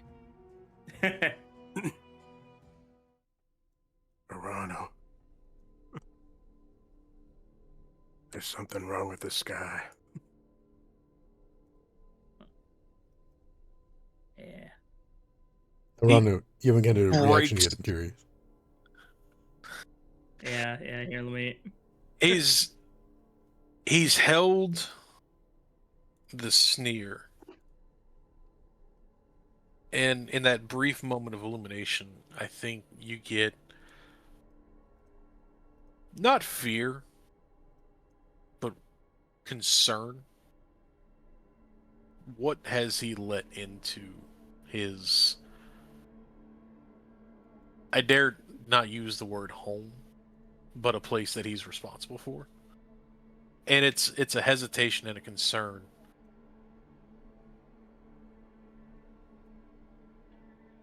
But Ignis, you call. Angelique, you turn and walk away. And he holds it for a second before sheathing the dagger and looking back up to see what Ignis has mentioned. It is visible. The sky has become less seen because there is sand coalescing around this place. Callista comes out too and walks into the sand and is having to like kick herself through it as she does, and she says, as she walks up and says, Ignis is right. Too much. We've got to go. We can't rest here. We found. We should take everything we can and get back to the caravan as soon as possible. I assume we hear this in the cage. I doubt they're keeping it quiet. Yeah, you would hear Callista shout that out. Yep. Shit. That means I'm not going to get enough time to look over that obelisk. Okay, we'll have to try and get this lizard to follow us or something. God damn it, I wanted to enjoy Can my cigar. Can I nab that rabbit from this Yeah, table? toss Maybe, it in there. Bait him with it? Yeah, you absolutely can. It's Start to like follow. carrot on a stick, but with a lizard. Or with a freaking bunny rabbit. Yeah, I'll make a command animals if I need to That's help okay. get him out. But... Yeah, you did enough. You see the obelisk, and as you kind of take the moment here, and the scholars begin to pile over, they've gathered their gear the best they can. A lot of it that was stolen was brought like kind of just right here. They have little daggers, little notes that they had. their captors put their stuff like right here and within open reach. Callista will rush over and will say, "I don't know. I need some help."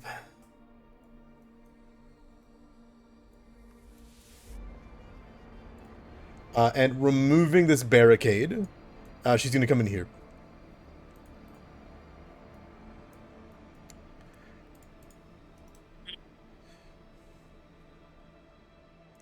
And you can see that there is an entire...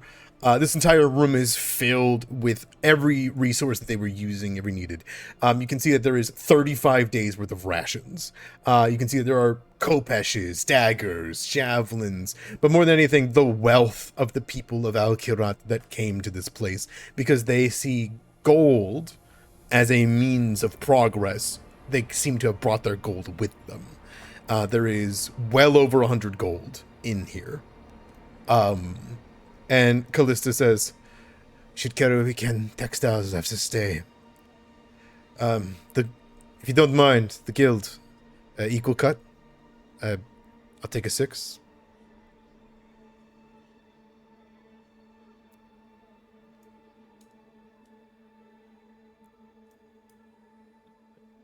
Arano died. Does- No. Does anything about this seem off?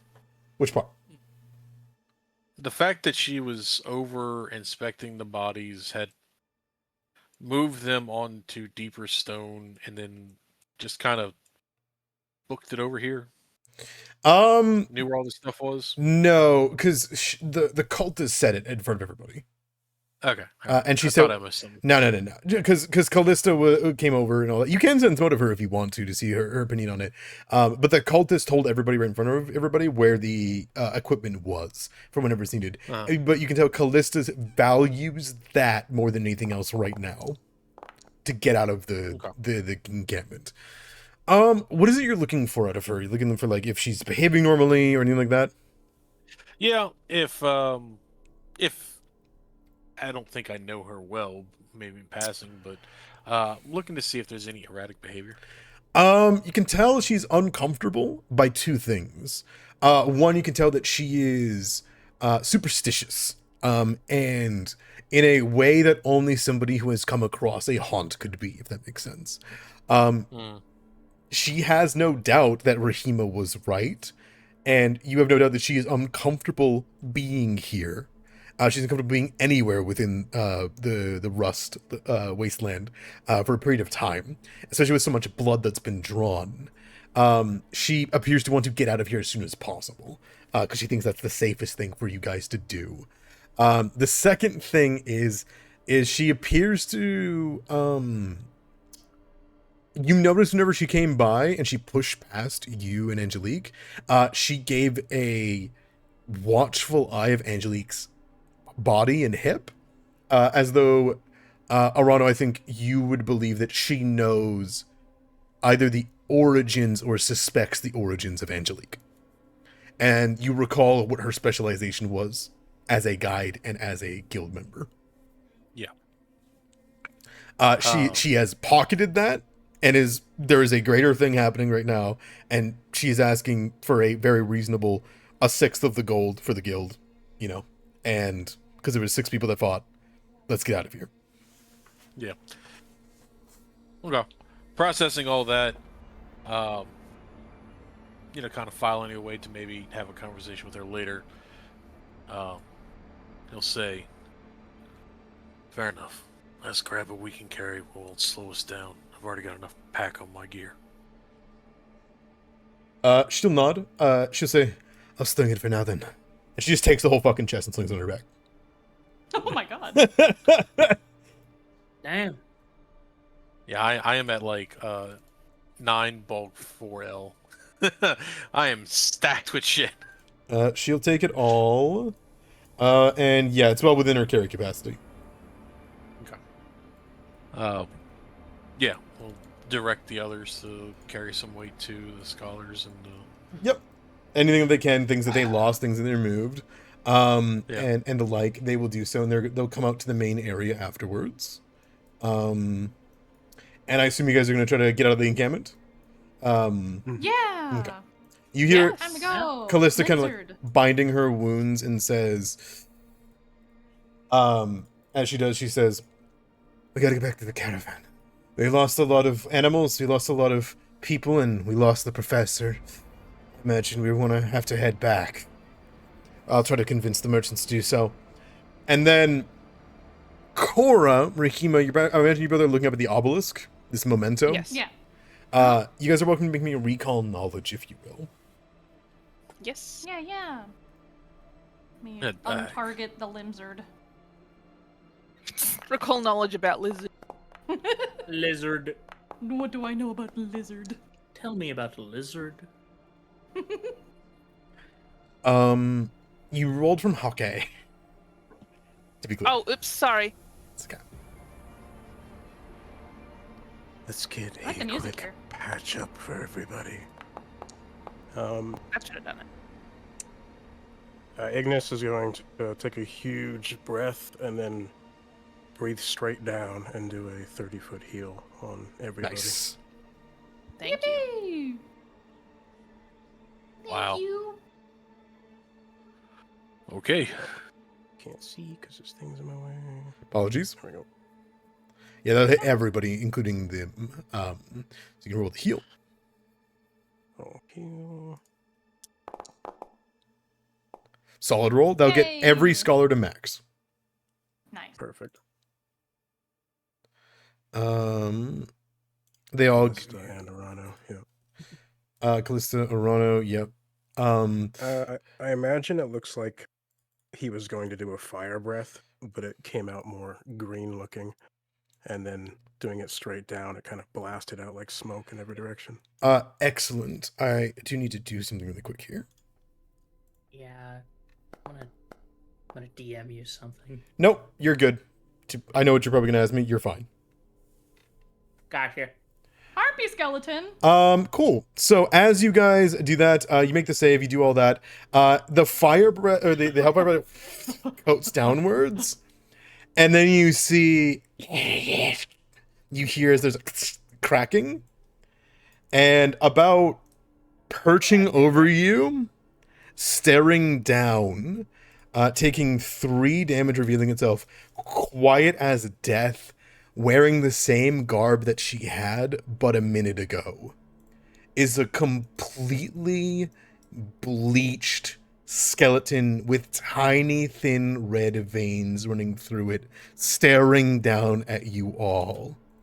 Her fangs bared, her wings tattered, and a weapon dragged from the dirt from someone else who long since away died here. Damn it. It stares at you, and then you see further away movement under the sand. 1, 2, 3. Tieflings begin to stand, one by one, from their graves where you left them, dragging themselves to block your exit.